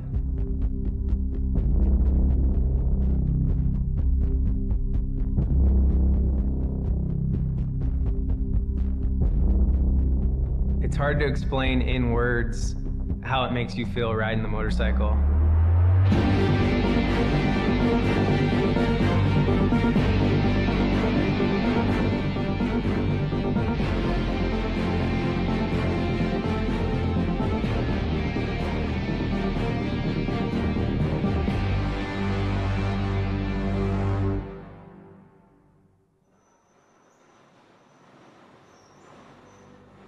I would wheelie everything. Like, I always wanted to wheelie my BMX bike when I was a kid, who could do the longest wheelie, the best wheelie. So that's kind of where it started for me. You know, we'd mess around on the dirt bikes when we weren't riding the motocross track. We'd practice wheelies, and then once I got the street bike, doing wheelies and, you know, standing on the seat and doing all that. So when I finally got a Harley, I was like, oh, I'm gonna start wheeling this thing and riding it like how I ride my dirt bike. And I figured out fast that it was a lot heavier and gonna be hard, but yeah, I just kept working with it and riding with my buddies and progressing, and finally started figuring it out. About 8 years ago, my partner Nikki, he had a little shop called Unknown Industries, and he was doing stickers and t-shirts, and I was already making a couple little videos on YouTube. He was checking out my Harley and he's like, dude, I just got a Harley actually, and like he didn't really know anything. He didn't like grow up like me around Harleys his whole life, but he liked them too, and he just got one off a buddy. From there, we just snowballed, and we involved like unknown with the Harley stuff, and just grew it from there. So now, basically stunt ride Harleys for a living. Never thought it would come to that, but here we are, and just having fun, doing what we love. Today we're here at Big Al Cycles. He's been my buddy for a long time, and he's always helped me out with all the Harleys. When Harley came out with the Street 750, I got a chance to ride it. I thought it was cool, you know. I was like, oh, we change a few things on this thing and it'd be a really fun bike. So we liked it, you know. It was already set up really close to what we thought was cool.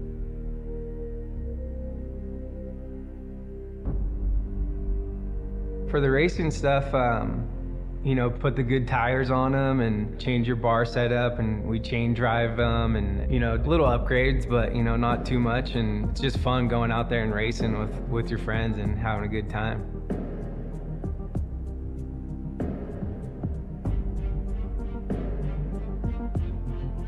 There's a bunch of races this year that we're gonna be able to go to, and I'm super stoked on that. Different layouts, different tracks, and whole different areas, you know. That's what's so cool about it. You could pretty much be from anywhere and get to one of these races. It's growing so much, it's awesome. For the 2018 season, we want to grow and get all our buddies in there and involved racing the flat track bikes. So we got 4 of them now, and maybe we'll have more later, but yeah, we're gonna get everyone involved. Anyone could be a hooligan racer, for sure.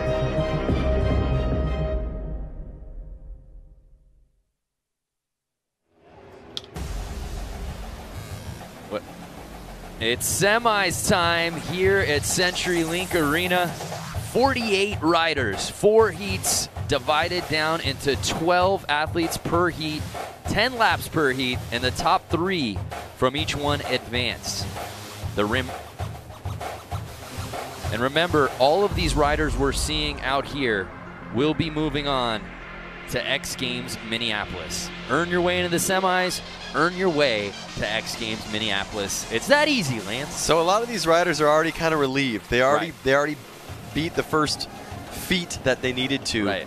And the first goal I think they had getting here. Now they're on to their second goal of, well, now I want to win. And let's talk about some of these guys we're going to be seeing coming up. We saw really early on in the evening, they've been sitting for a while. Yeah. Waiting to get back out on that course. Yep. I actually think the guys who rode the LCQs have a little bit of a better advantage. Yeah, their adrenaline's still up. They were just out there. They didn't kind of doze off a little. Right.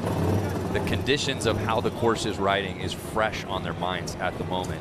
And there we see a look at heat number 1 here in the semis. Our 12-man field.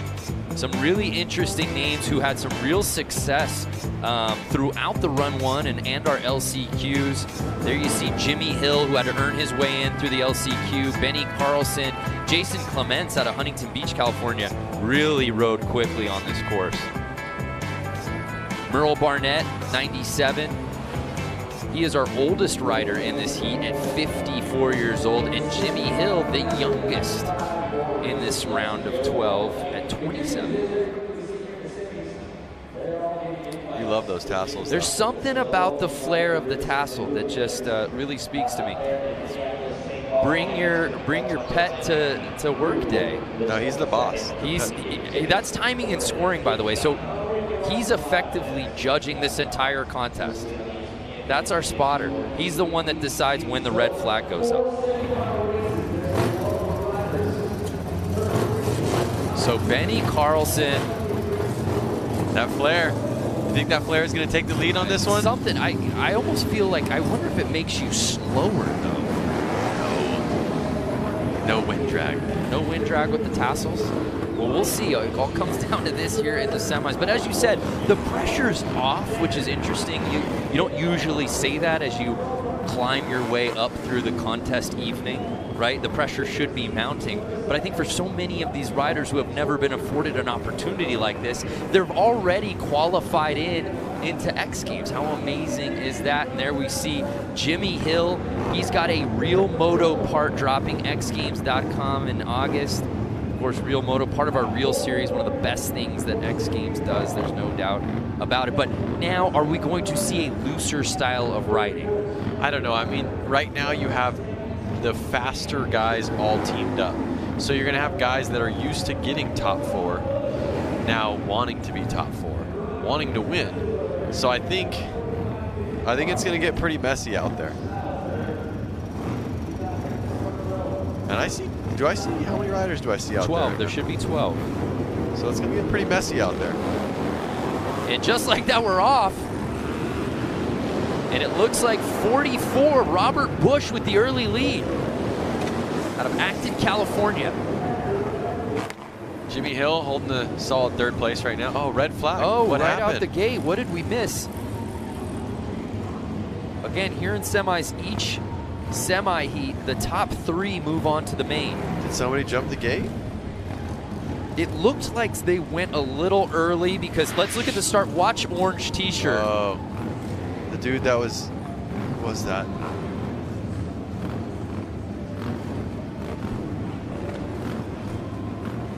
Just it was kind of a... Didn't get off the course in time, but it looks like it'll just be a restart. That red flag came out very early.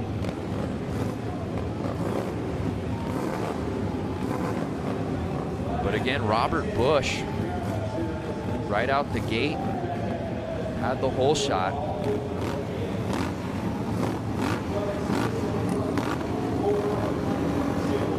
Safety first. There wasn't something safe about it. They're going again. Of course, entirely clear, but we restart our first semi here tonight.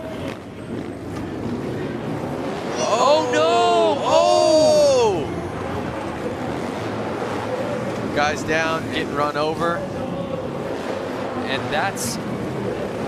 Parts are on the track. What do they call that right there? Yard sale. Yard sale. Another red flag. Red. See what I'm saying? These guys want it. Right. And they're willing to hang it out and again, there. you want it. You want to get into that main. You know you've already made it to X Games Minneapolis. You're going to put it on the line. Let's see what went wrong here. And it looked like Carlson had the lead, and then a bike drop in. Who was that? 34. Jeremy DeReitler just couldn't get out of the way. Do you notice the 34 has a license plate and brake light on his bike? He does. I did see the brake light earlier. Because he probably rode his bike here. So again, Benny Carlson, it was Robert Bush who had the lead the first go around, then the red flag comes up. Now it's Benny Carlson. From Robert Bush to Carlson. Uh-oh, something's guys, going on. You see 12 making the wave. That's AJ Kirkpatrick. These guys are getting frustrated. It gets exhausting when you did a start, your adrenaline's up, they pull you off. You do another start, your adrenaline's up, they pull you off. You start to kind of wonder, is this one getting a stick? Are we going to do this thing? There you see Hill saying, bring it back, let's go. They want to go, they're fired up. Yeah. Their heart rate's already up. It really flies in the face of what I was asking you before this semi. Are we going to see them all lay it out on the line? Are they going to ride a little bit looser? Just the opposite. It is tight out here in our first semi. Cleaning up some oil, some gas. Cleaning up the spillage there on the course. Hopefully we'll be good to go here.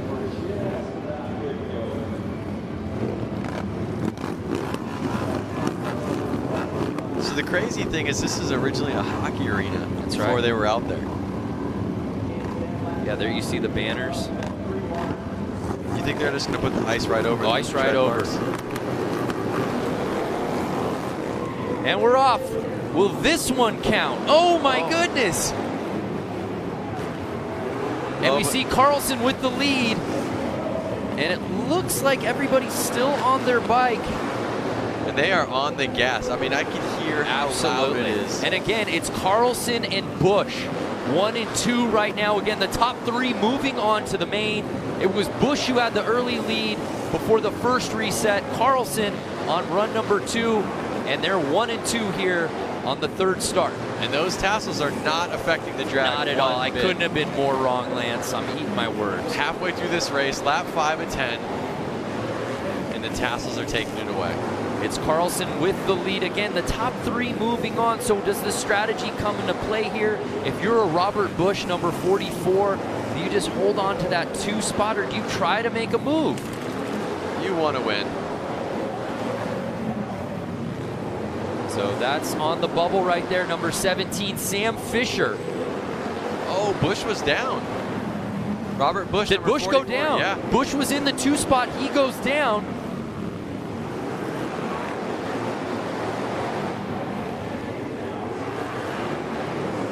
Notice these riders are definitely a little more aggressive. They're sliding into the corner more. They're on the gas more. Where's Jimmy at? Jimmy Hill. Jimmy Hill gets into 3rd, and it's Sam Fisher that took the top spot. Tassels. Tassels took this top spot. Tassels took the top spot. There's a question now coming in the booth. Is it Tassels or is it Fringe? That's not for us to decide. But again, it was Carlson who got the early lead. And this was from earlier as we saw the resets. There was a lot of ups and downs in this race from the restart. And this was the 3rd run where we did see a little bouncing, but everyone did stay on their bikes. And again, top 3 moving on to the main. Yes, and I believe it was Fisher that got that 2nd spot. Benny, Carlson, Fisher, and DeReitler. So Jimmy Hill just on the outside looking in. Those 3 moving on to the main. Let's head down to Diana Dahlgren. Standing next to Benny Carlson. What an exciting race. Walk us through it. Yeah, we've had a good night. Since we pulled it off the trucks, Bubba Motors has put me on probably the best bike out here. So I'm pleased. You know, we got a lot of good backing, and I'm having a heck of a good time. Hope the fans are as well, and that's about it. You raced Supermoto at X Games. I mean, I'm really feeling like what brought you through all those red flags and all those hiccups was this fringe. Get a shot of the fringe, cameraman. This is what brought him through all the hoops to jump through tonight. Yeah, you know, when you're a hooligan, you got to have your own little kind of like a sauce on the night and make sure you stand out a little bit. That kind of seems what it's all about. But we're out here having fun. Can't say enough for all my sponsors, and we'll go from there. Well, congratulations to Benny taking home the first win for the semi tonight. The Flair bringing it here to Harley-Davidson Hooligan Racing. Guys, back to you. Yeah, Carlson with the appropriate amount of Tchotchke's flair on the kit here tonight, and he rode it away. And just, you talk about what a struggle it was to really make it 3 goes before you finally get it off, but he really led from start to finish, there's no doubt about it. We move on to our 2nd of 4 semis. Some really interesting names in this one as well. Of course, Dan Louders, Buddy Suttle, who we saw that wonderful feature on, and how about Robbie Madison and Tony Tucker? Yep, crowd favorite, Tony Tucker. Again, the top 3 will be moving on to the main. Does Matto, who's had so much success on the X Games stage, albeit in freestyle, make his hooligan debut at X Games Minneapolis? Robbie Madison goes from jumping 300-400 feet, up and down buildings, over big canals, riding a motorcycle on water. Yeah, surfing with a motorcycle. Matto is progressive as it comes to guys on bikes. To see him out here is just amazing. And how about Buddy Suttle out of Huntington Beach? Just such a great story. Grew up wanting to do this, and he's out here today. Yep, this racing really does bring the dream alive for sure for everyone out there. Let's not forget about JJ Flaherty. He won the hooligan race at X Games Minneapolis last year. Of course, he's going to be a force to be reckoned with. A big lineup out here. One thing I noticed is Tony Tucker, 277. He's learning more and more what to do with his hands out there. Yeah, absolutely. Our guy Tony Tucker, building confidence. Who joined us in the broadcast. Lance Corey, just really a dream maker out here tonight in Boise, Idaho, bringing them on to the intro of the show. And here we go. 77 as that Mishler with the overall lead early, and he's getting passed right away by J.J. Flaherty. Flaherty's already pulling away. Look at him. He's got a bike length on him. Yeah, there's no doubt. We saw Flaherty in his run 1 have no problem with this course. Again, he won Hooligan last year at X Games Minneapolis. No one more experienced in this format than JJ. When you see JJ even make a mistake, his bike stands up a little bit in the corner. He slides a little bit. He doesn't slow him down. He stays on top of the bike and he stays in control. It's incredible to watch him ride. Top 3 moving on to the mains. It's Flaherty holding court in that top spot, but who's behind him, Lance? You got me stumped. I'm looking. I was so focused on his riding.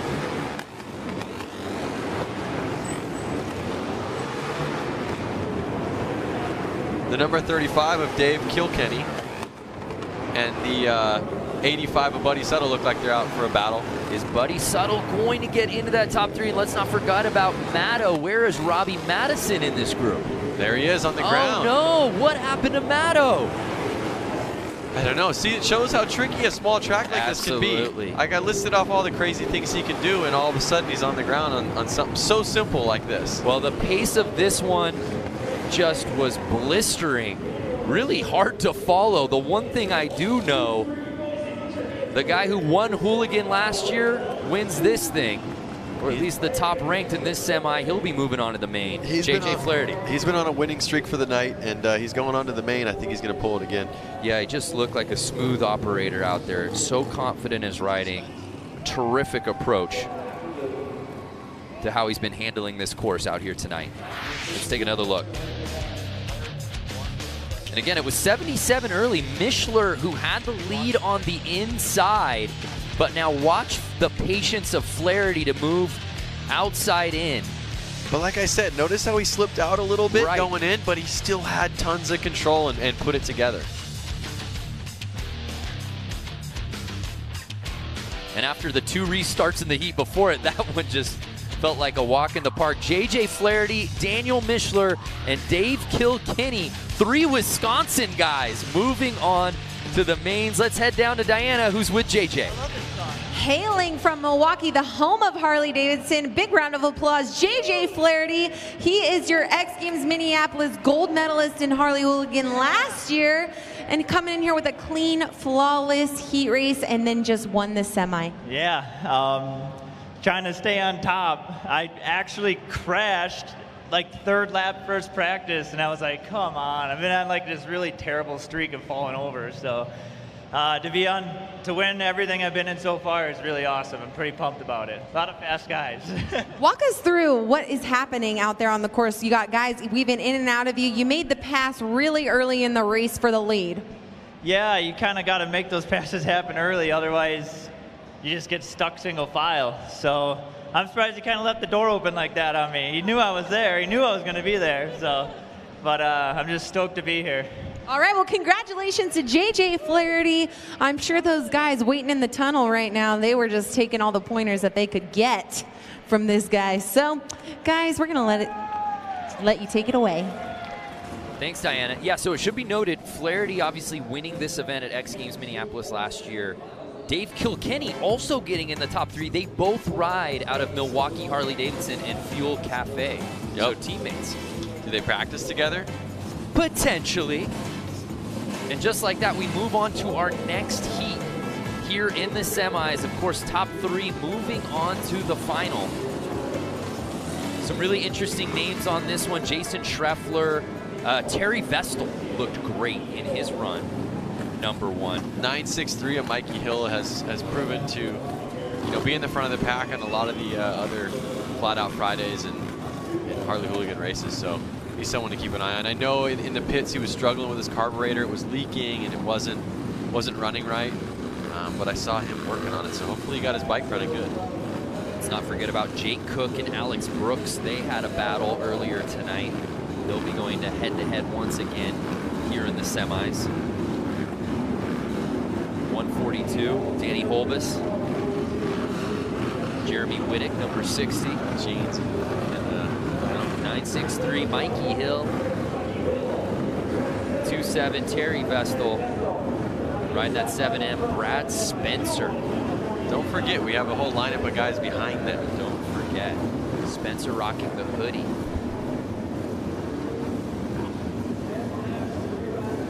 Let's not forget about 214 Frankie Garcia as well. This is a loaded field here.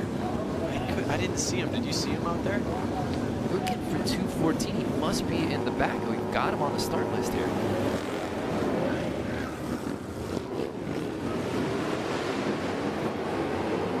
And it looks like, is that Vestal taking the whole shot? It is. He was riding. Oh, someone goes down.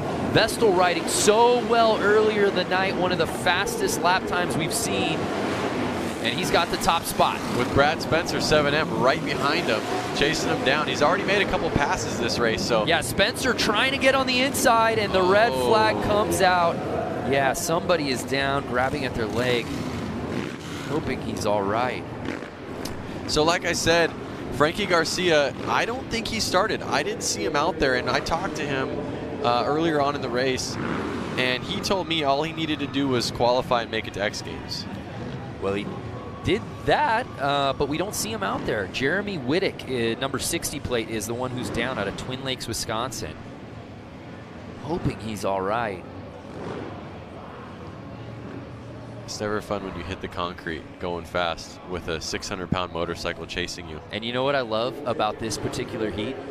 53-year-old Terry Vestal was in the lead, and 56-year-old Brad Spencer was chasing him in the 2 spot.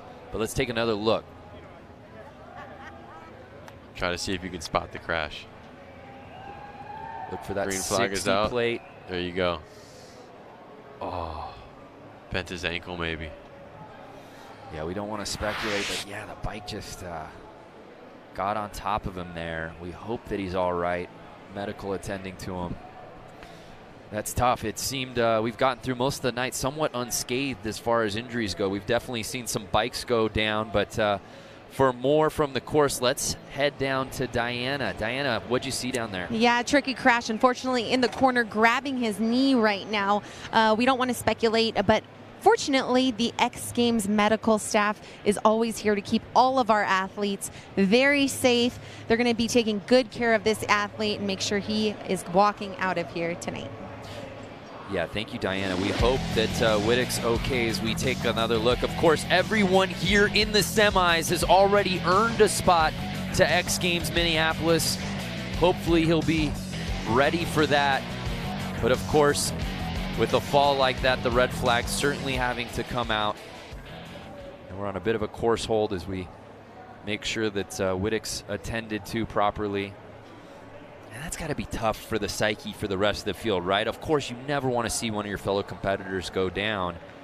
But again, at the end of the night, there's still a semi as they're applauding, and it looks like Whittick is coming off, hopefully on his own devices. Oh, being put on the stretcher there, but looks conscious, which is great.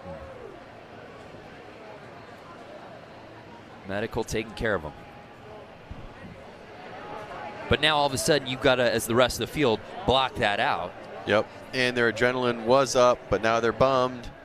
They got to get back out there and keep racing and try to get that picture of him rolling off the track like that out of their minds.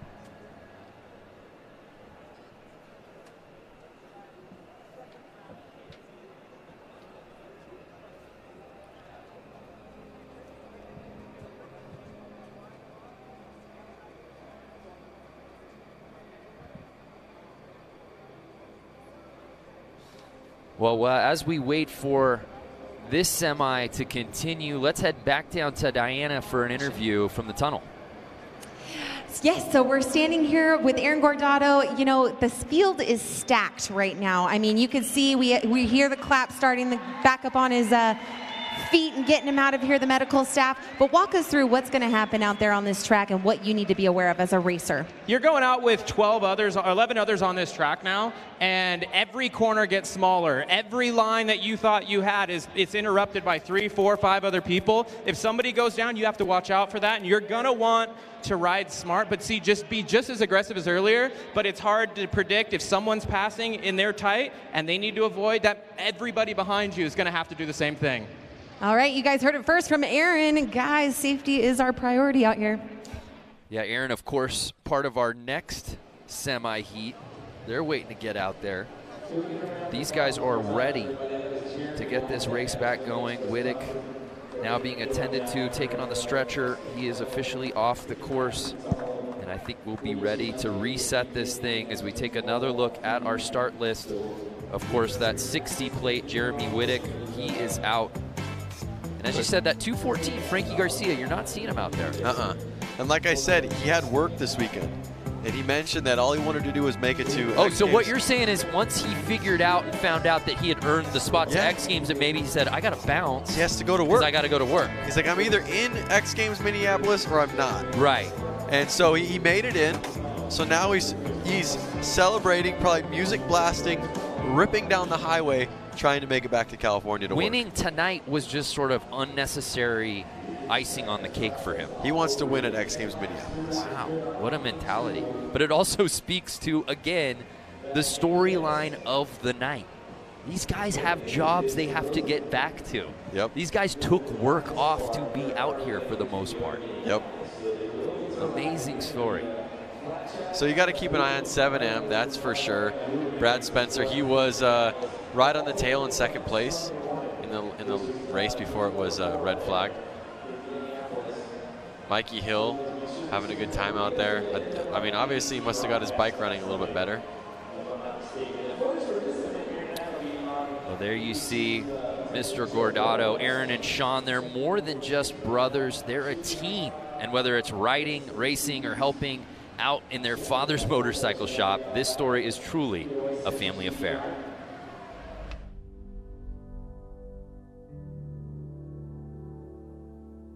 For us, I think it's unique in the fact that we can go to a race together, support one another, and if we're both on the front line, we're gonna ride together.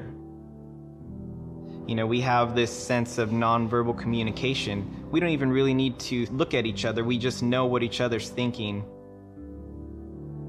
I can be in his head and understand what he's doing, so I can make those crazy passes. And even if he doesn't know that I'm there, he's not gonna get startled. He's not gonna be thrown off by it. We're a team. We're also brothers. It's very cool, and you know, hopefully other people see us as a team, but the other people that see us as brothers, they, you know, like, oh shoot, we better watch out because there's two of them.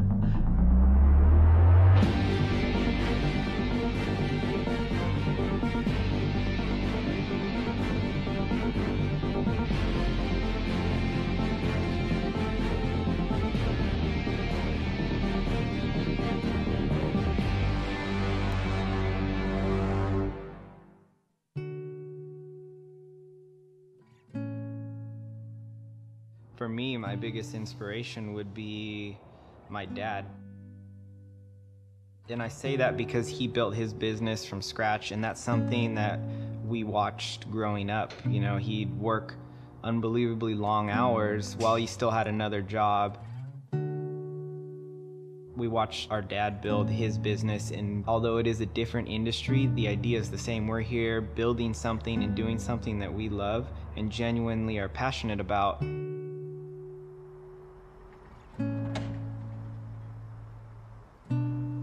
Our shop being within my dad's location, you know, he sees us working. He wonders what we're doing. He knows we're here 2, 3, 4 in the morning.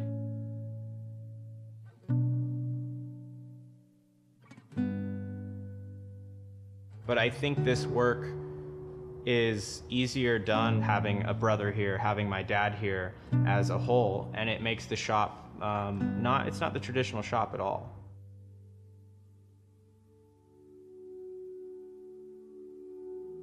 The Harley Hooligan series has grown exponentially in the past couple years. When we first started this, we would go out to places, Texas, Minneapolis, Florida, and all that, and we'd show up, and it was more of an exhibition type thing. You know, yeah, it's competition, yeah, it's racing, but, you know, we're out there talking to guys, answering all their questions, just basically being a good source of information for them and how they can become involved.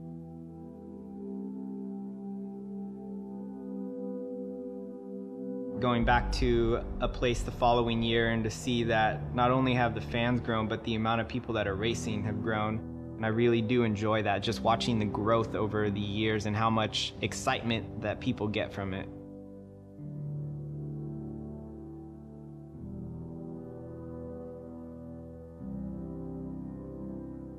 Oftentimes, more so all the time, Sean's faster, but he also crashes most often or all the time also.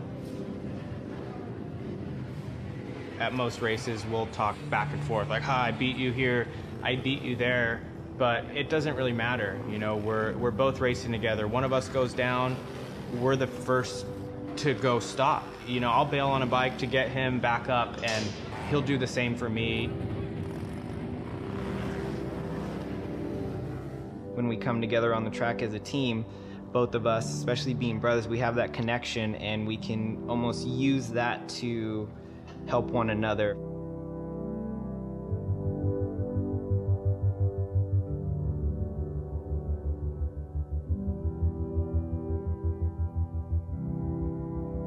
Racing seems like a very prestigious and unattainable thing, but what Harley's done with the series is allowed anybody to become a motorcycle racer.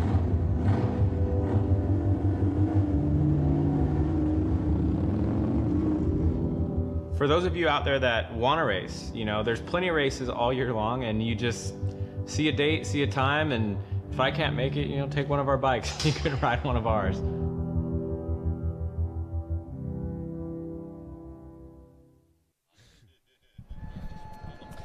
Wow, what a story, and we'll see if Aaron can hold on and make it into that main, but awesome. I know you get to watch these guys with the series that you've been a part of that you get to call. Well, he said something funny. He's like, yeah, my brother is a little bit faster than me, but he crashes a lot more, so we usually, you know, it's really hard to say who does better, you know, and he made it into the Aaron Gordato got in. Yeah, and his brother, Sean, didn't, who's technically faster. Right. So it just goes to show that sometimes on a track like this, it's about being patient and smooth rather than faster. Well, if you're just joining us, we're currently on a course hold. Jason Wittick went down pretty hard, was stretched off, but we're hoping that he's okay. Let's head down to Diana, who's got some info for us on a special promotion. That's right. So Harley-Davidson is doing a great promotion for someone looking to buy their first Sportster. So you get your first Sportster, you're trying it out 9-10 months down the road. You're like, nah, I think I want to try out a different Sportster. No problem. We're going to go ahead and give you back your purchase price on a trade-in for a new Sportster. You guys have to check it out, h-d.com/freedom promise. Find out all your details there.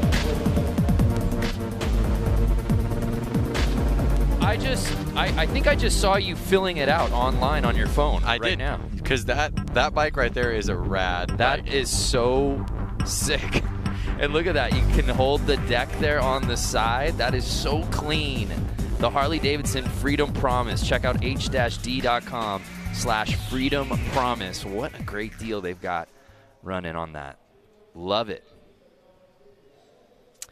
So again, bit of a course hold as Wittick was taken out by medical. And we talked about it earlier before we ran that feature. I mean, you want to talk about adrenaline and getting ready for this semi and trying to earn your spot into the final, and then something happens and you go down and you wait for that restart. You know, these guys have been standing out there for gosh, 10, almost 15 minutes now. It's tough, but it's racing and it's fair. Every rider's waiting the same amount of time. Every rider's adrenaline's coming down the same. So it's not like one guy got had to wait. Right. So they're all going to start with the same circumstances. So it was Jeremy Wittick who went down. And it was Terry Vestal and Brad Spencer who were 1 and 2 prior to that. That's who you want to keep your eyes on. Brad Spencer in that 7M and Terry Vestal, 27. They're the two 50-somethings in this field. Yep. Vestal at 53, Brad Spencer at 56 years old. Both the oldest guys in the class. The other numbers I see are in the 20s and 30s. I don't even see a 40-year-old in this class. It just jumps from 30s to 50s. Well, it looks like we're getting ready to reset this thing. Here you see Danny Holbus out of Milwaukee Harley. Anyone from Milwaukee Harley watching right now? Oh, you better believe it, especially when 2 of the 3 who qualified into the main from semis just a round ago. Yeah, that's true. We're out of Milwaukee Harley-Davidson. So here's another look at our lineup. Again, Whittick's name now omitted. He's gone, obviously, because of the injury. He's not there. And as we talked about before, Frankie Garcia, if you're just joining us, 214, he is not out there. He told Lance Corey before, I just want to get into X Games Minneapolis. If I qualify in, and if he got into the semis, you automatically qualify in. He did that. Now he's got to get back to work. Yeah, he's leaving. He'll have to take a little bit more time off of work to make it to X Games Minneapolis, though. Yeah, that's a little bit more of a commitment coming up in mid-July. So at this point, do they feel warmed up, ready? Is it cooling off? The adrenaline's worn off a little bit. How do you kind of reset yourself? You said nobody's got a particular advantage. I hear you there, but maybe just the group mentality as they move in after such a long course. I mean, they're definitely sitting there, you know, kind of curious, like how long is this going to take until we go? And their heart rate's down, their adrenaline's definitely down. They're excited, they want to race. There are people watching them, but as soon as the gate drops, it's going to go heart rate 200. 119, Craig Reynolds, the local boy out of Boise, Idaho, 21 years old. This event is so rich in storylines, perhaps none greater than the lone Boise native in this field trying to win it in front of his hometown crowd. Yeah, it's... I've been told that part of the reason we're on that hold, we obviously got Whittick off the course, but they're waiting on an ambulance. So that is where the delay is coming in. Just a note, the Harley Hooligan Racing will be going down at X Games Minneapolis on July 22nd.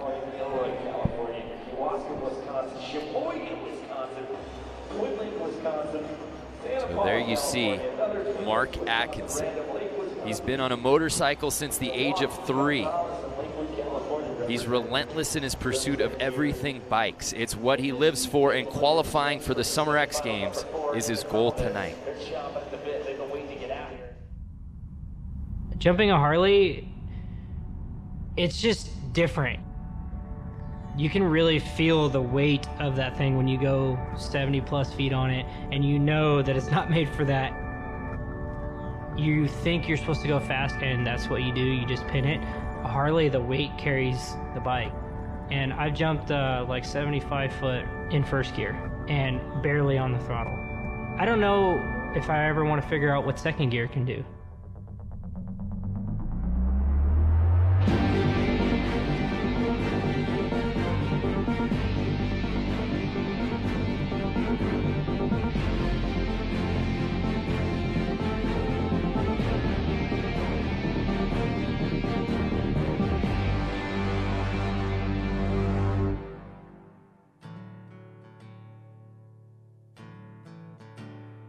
I got introduced to motorcycles when I was 3 years old.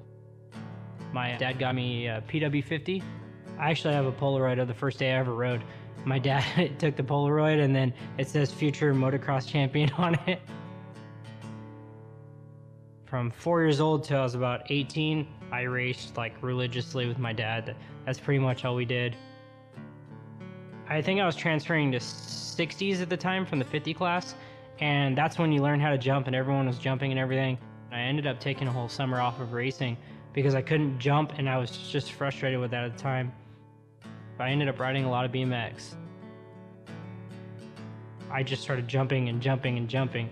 And then I came back the next year, like fresh, learning how to jump things. And then from there, it was like no stopping me. I jumped everything at every track. I was one of the smallest kids there jumping the biggest jumps, and it heavily influenced what I did on the motorcycle. After that, I never stopped doing BMX or motocross. I still got a BMX bike laying around here somewhere.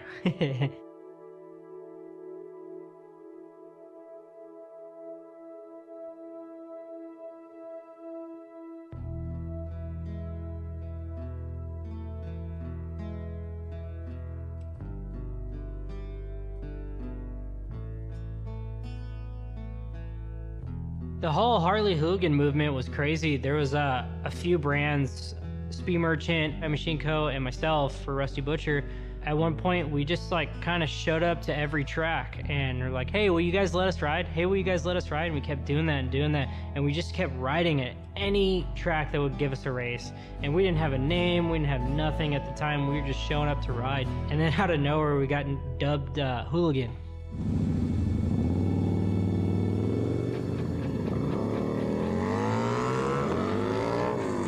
I just try to spread the word as much as I could. You know, I would send photos to all my sponsors. I would send photos to Harley-Davidson. I would send them videos. I would send them anything I could to get them to post about hooligan racing, about Rusty Butcher, and just pump up everything that we were doing.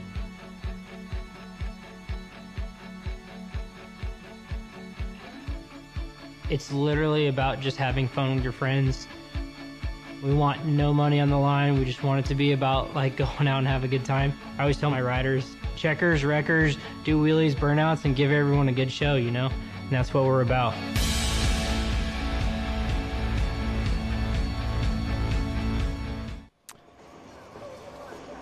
So Mark Atkins, the Rusty Butcher, really a part of this thing from the get-go. The genesis story of Harley Hooligan is really amazing to hear through his point of view. No, it's rad because they didn't even know what they were doing when they were doing it. They didn't even realize that they would be here today when they were doing this years ago. But to hear Atkins talk about it, it wasn't even about this. It wasn't even about, hey, how do we make this mainstream? How do we get this to become a part of X Games or anything like that? He just wanted to showcase what he and his friends were doing. Well, the crazy thing about him, the first time I saw Mark ever on Instagram, he jumped his Sportster over a freeway entrance. So I know we've all imagined a freeway entrance. You know, they gotta mound up. I don't need to imagine it. And we've all imagined jumping them. Well, at least I have, being a motorcycle rider. And he had a video of that. That was the first on the gram. And you said, "Wow, who is this guy dubbed Rusty Butcher?" I commented on it, and I was like, "That was awesome." And he commented back, and ever since then we've kind of been friends. And if you notice the gloves he's wearing actually right there, those are gloves that I manufacture for him through Thrash and Supply. So we actually have co-branded some stuff together, and that's awesome. He really is. He really is about putting on a good show. Yeah. You know, just like he said, and that's kind of what his Instagram's all about. If you haven't seen it, at Rusty Butcher, he's always doing insane stuff, whether it's jumping his Harley on the dirt, over freeways, doing hooligan stuff all the time. That's what makes him so good. Yeah, we were laughing before because he's dubbed Rusty Butcher in these circles. We were wondering if that was going to be the name we saw fonted out here, or we were going to see his legal name, of course, of Martin Atkins, but out of Corona, California. He needs to change his legal name to Rusty Butcher so his ID actually matches it. I totally agree. I'm going to start a GoFundMe. I think we're ready to restart this thing. Thank you so much to all of you who have stood by us and waited during this course hold. We're ready to make good on that. It's semifinals time. Who's moving on to the main? The top three will go on to the final. And it starts right now. And right out the gate, it looks like more of the same from what we saw earlier. Terry Vestal with that lead, and it's Spencer right behind him. It looks the same as it did the last race. Mikey Hill right there in third place. So Brad Spencer was trying to make the move on the inside, unsuccessful there. A slight tire tap. Terry Vestal keeping it. Oh, and Spencer takes the lead away from Vestal. Can Vestal get it back? This is going to be a good race. We're halfway through lap 5 of 10. Are we going to see any changes for the top 3? So Spencer waited, plotted his positioning. He takes the lead. Now you've got to wonder, does Vestal sit comfortably in second knowing that he'll be moving on to the main, or does he try to reclaim that top spot? What a battle between the two 50-somethings here in the semis. Over 100 years of experience out there. You're not wrong. Uh-oh, what's going on? I saw the checkered flag come out. Did it come out early? Not sure. It looked like we were starting lap number 9. So here you see, again, Vestal getting the whole shot, and he had the lead through the first 3 laps, but we wondered, is Brad Spencer going to make his move? I mean, that start really was deja vu. They really came out the exact same. It was a carbon copy of what we saw before Wittick went down. And there you see Spencer not content with 2. A little love tap, and then he makes the move to the inside, and there was no looking back. Vestal might have had a second to try to reclaim it, couldn't do it, and he'll have to settle for second. And it looked like 142, Danny Holbus with that 3rd spot. Yep. Mikey Hill just missing it by 1. You saw him shaking his head as he went through the checkered flag. Well, let's head down to Diana Dahlgren. Brad Spencer bringing in the win for semi-round number 3. How was that out there? Tell us what the perspective was like out there on the course. It was tough. I mean, Jason Terry, I had to really work that man, try to set him up, and yeah, and then everything worked mine in favor. Let's talk about the race before the red flag happened. Where were you? Did you see the crash happen? Yes, I did. I seen the crash, and then I was hoping it didn't get red flagged, and it did, and so here we are. How do you maneuver yourself around a course once there's crashes? You're always looking ahead, and you're trying to avoid them the best way you can, because indoors, there's a lot of luck that goes on. You know. All right, well, congratulations. Moving on to the main event, Brad Spencer. Congratulations, Brando, Lance, Bass, back to you. She had to throw in. Lance Bass, by the way, if you're going to rip on him. 56-year-old Brad Spencer, the oldest rider in our semis, winning that thing, moving on to the mains, along with 53-year-old Terry Vestal and Danny Holbus. I hope I have the energy like them when I'm in my 50s. What a run. What a matchup to see Spencer come from behind to take that top spot, but both he, Vestal, and Holbus will be moving on to the mains. And who will be joining them? It's our final semi of the night. Rusty Butcher right off the top, number 22. Mark Atkins leading this group. Tyler Bierman you see there. It's been well documented all night. His dad was racing so well. Yep. He's not moving on, but potentially Tyler can get into the main. Of course, top 3 will be moving on. There you see 44X, Dan Jacobson, our buddy who helped build US Bank Stadium, the Minnesota kid, will get to ride at X Games Minneapolis. If you're just joining us, everyone you're seeing out here has already earned a spot to X Games next month. Now at stake, a spot in the main. Top 3 will be moving on.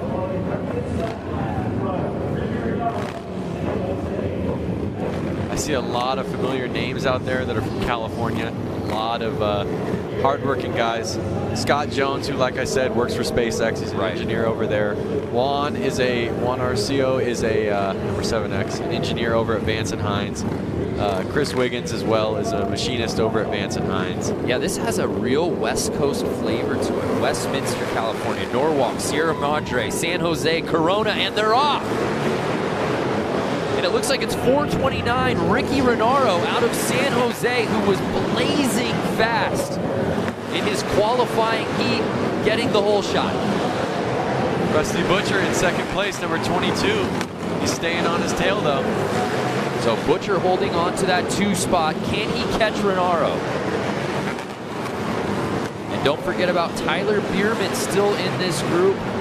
Has some X Games medals to his name, a couple in fact. You think that Mark's going to be able to pull this? Yeah, look, he's trying to make the move on the inside. But Renaro has just been so fast on this course. Boy, this class is stacked. There you see 653 Bierman. You know Dad's cheering him on. Is he cheering him on? Well, I don't know. Maybe he's still gutted. Maybe he can't even watch this thing. It should be me out there. Lap 7 out of 10. And I see Rusty Butcher still on the tail in second place. Top 3 moving on to the main. Can Bierman get that 3rd spot? Gordado, of course, trying to make that move, and it looks like right now lap number 10, Renato is going to take this one. Butcher right behind him. So who ended up with the 3rd spot? I'm not sure right now. Renaro 1, Rusty Butcher 2. I was so focused on that 1-2 battle up there. Was it Bierman? Bierman was holding 3rd the whole time. We'll have to see. It's going to be a tale of the tape watching the replay. But it's Renaro and Atkins, 1 and 2. Chris Wiggins showboating right there with the burnout. That's what it's all about, right? We needed fumes here at CenturyLink today. Uh-oh. Oh. Trouble. Guess he just plead ignorance. I had no idea.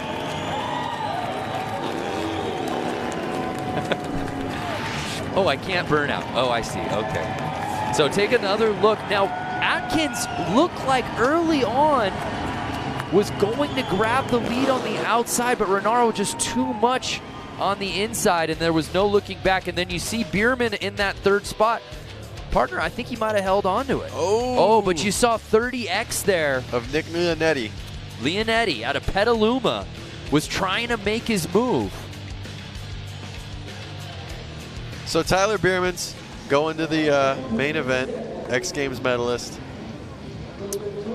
So the final results there, Ricky Renaro, Mark Atkins, Rusty Butcher, and Tyler Bierman. Bierman, who was on the outside looking in, had to get into the LCQ, is now moving on to the main. And again, I can't keep rehashing this. Father Randy not moving on. So there they are. There they are, sweeping up all the burnt rubber on the course. And like I said, they got to get all the debris off. All that debris makes it very slippery. Well, at least Leonetti picked a good time because we were done with all of our semis as we move on to the main. So there's the lineup. And Brando, who is your pick? Oh, my goodness. I mean, this is just... There's so many talented riders here right off the top. Benny Carlson has looked so good. JJ Flaherty, of course, our defending gold medalist. But the progression of motorcycle riding in the Midwest, let's check in on Benny Carlson. In the Midwest, I think it might just be the long winter, so there's a lot of guys that do projects. Everyone's kind of on this culture movement of going hooligan racing, and we got 3, 4, 5 months where, you know, guys can start building bikes in their shops. And I think what people don't realize is most of the motorcycle culture is in Southern California or something like that, and the Midwest is an absolute, I feel, breeding grounds for guys that made careers racing. We got a bazillion national championships, and that's why a lot of guys from the Midwest are coming and traveling to Boise to try and make it X Games. Hands down, there's going to be some guys that are going to have some hurt feelings by the end of this deal. You know, we're going for, you know, it's going to be fun, obviously, but the main thing is that there's going to be some bumping and banging from especially the guys out of the Midwest. You know, old race guys. We're going to be going for it.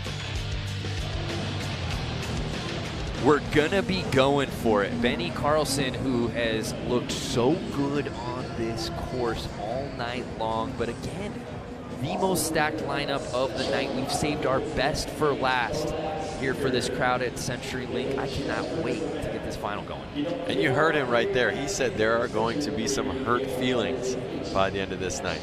So he's taking today serious. And I'm pretty sure he'd be happy where he's at right now, and we'll see if he can take it home. The fans have seen a little bit of everything out here tonight. But we were looking at that start list before, and you said, who do you like? I mean, we've just seen the best of the best from round 1 to the LCQ to the semis. The fastest guys all night long will be battling it head-to-head. And there's so many different styles of riding. I can't wait to see who comes out victorious. Well, I think I'm going to have to put my my money on 45X of JJ. Oh, yeah.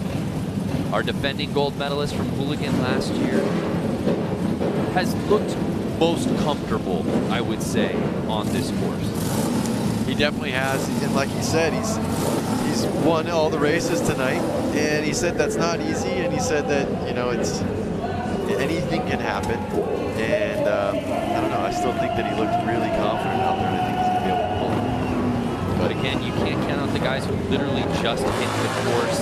Of course, Atkins certainly is a name to keep your eyes on. Brad Spencer, certainly. Terry Vestal.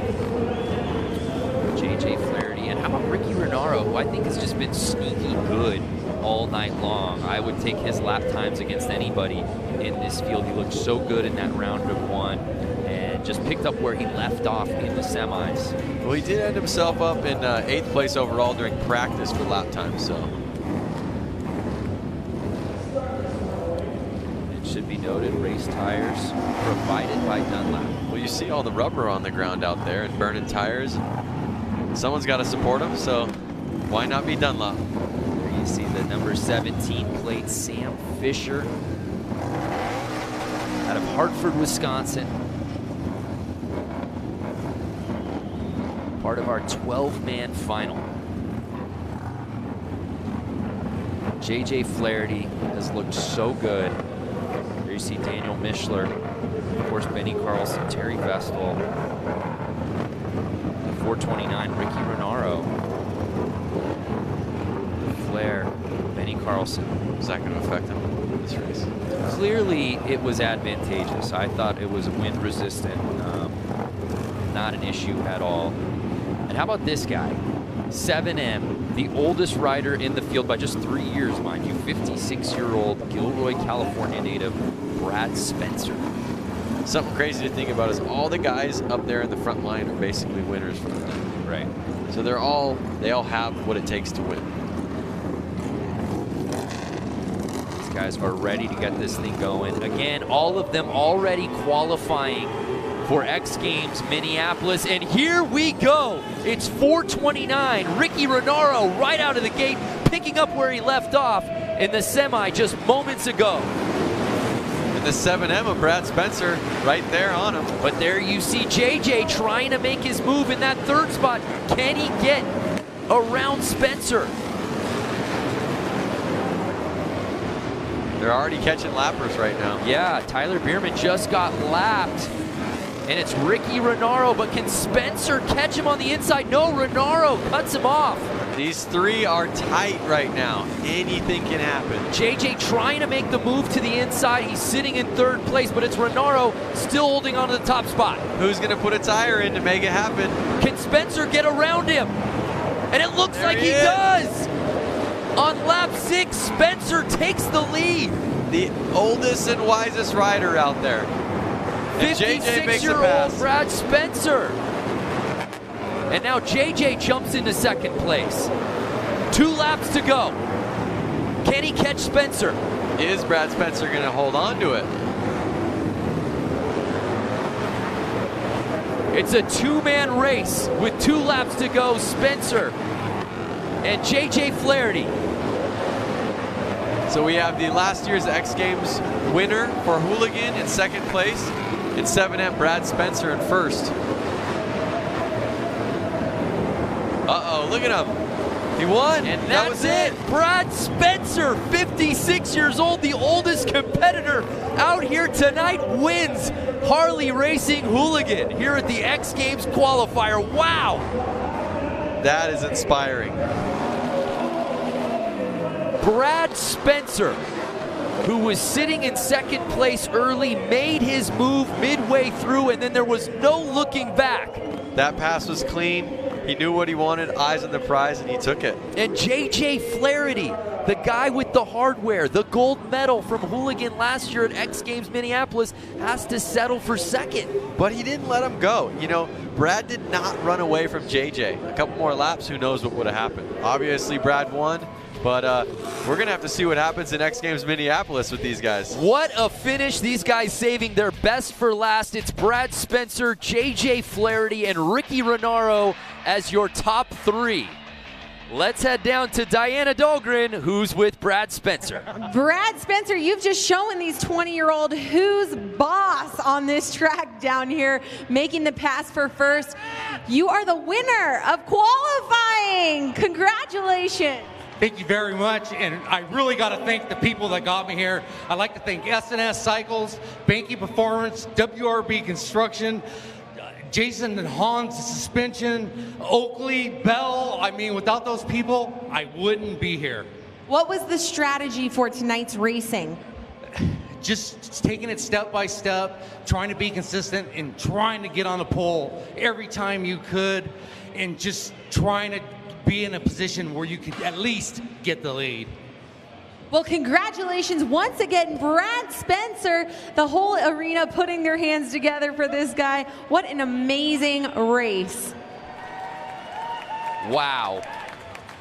What a night for Brad Spencer, left no doubt about it. Again, I know we keep hitting on the fact that he's 56 years old, but just incredible with so many young bucks out in this field, winning in round 1, winning his semi, and then to come out here and to win in the fashion that he did, to climb up the ladder, come from behind, make that pass. It was special, Lance. Well, you heard him say it in the interview. He took every lap, every moment, and he worked each moment.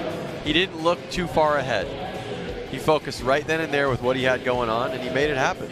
Absolutely grinded out this win. And again, Ricky Renaro was so fast. We talked about it right before the race, had been sneaky.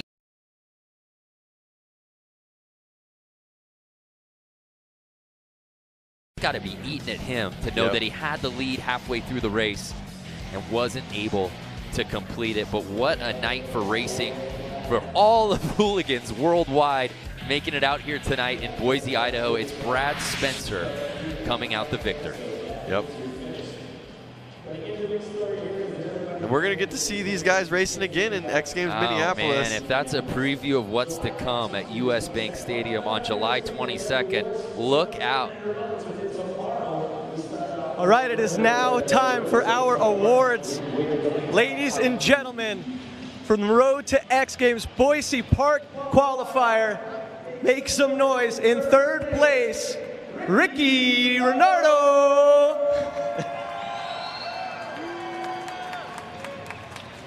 And second place, Boise Get Loud, J.J. Flaherty.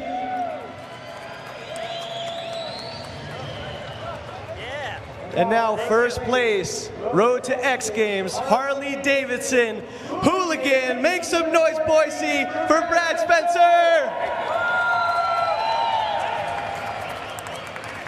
Congratulations to everybody who came out tonight. Thank you, Boise. We'll see you tomorrow at the Road Skate Park for BMX and skateboarding. We'll see you in Minneapolis later this summer. Thank you, everybody, for coming out. Great to see the coronation of those top 3. Of course, Flaherty, we expected to be right there. Renaro leading the way halfway through, but it was Brad Spencer with some gutsy racing, grinding out the win. We'll see all 3 of them, plus 45 more that we saw out here tonight at X Games Minneapolis. Let's go do it again, man, next month. I am psyched, man. I can't wait to see these guys race again. Well, what a night for racing at CenturyLink Arena here in downtown Boise. Remember, fans, there's a lot more going on this weekend. Road Skate Park tomorrow, men and women skateboard park final, as well as the BMX final. You can check out the competition schedule and all the coverage on xgames.com. For Diana Dahlgren and Lance Corey, I'm Brandon Graham saying so long from Boise, Idaho.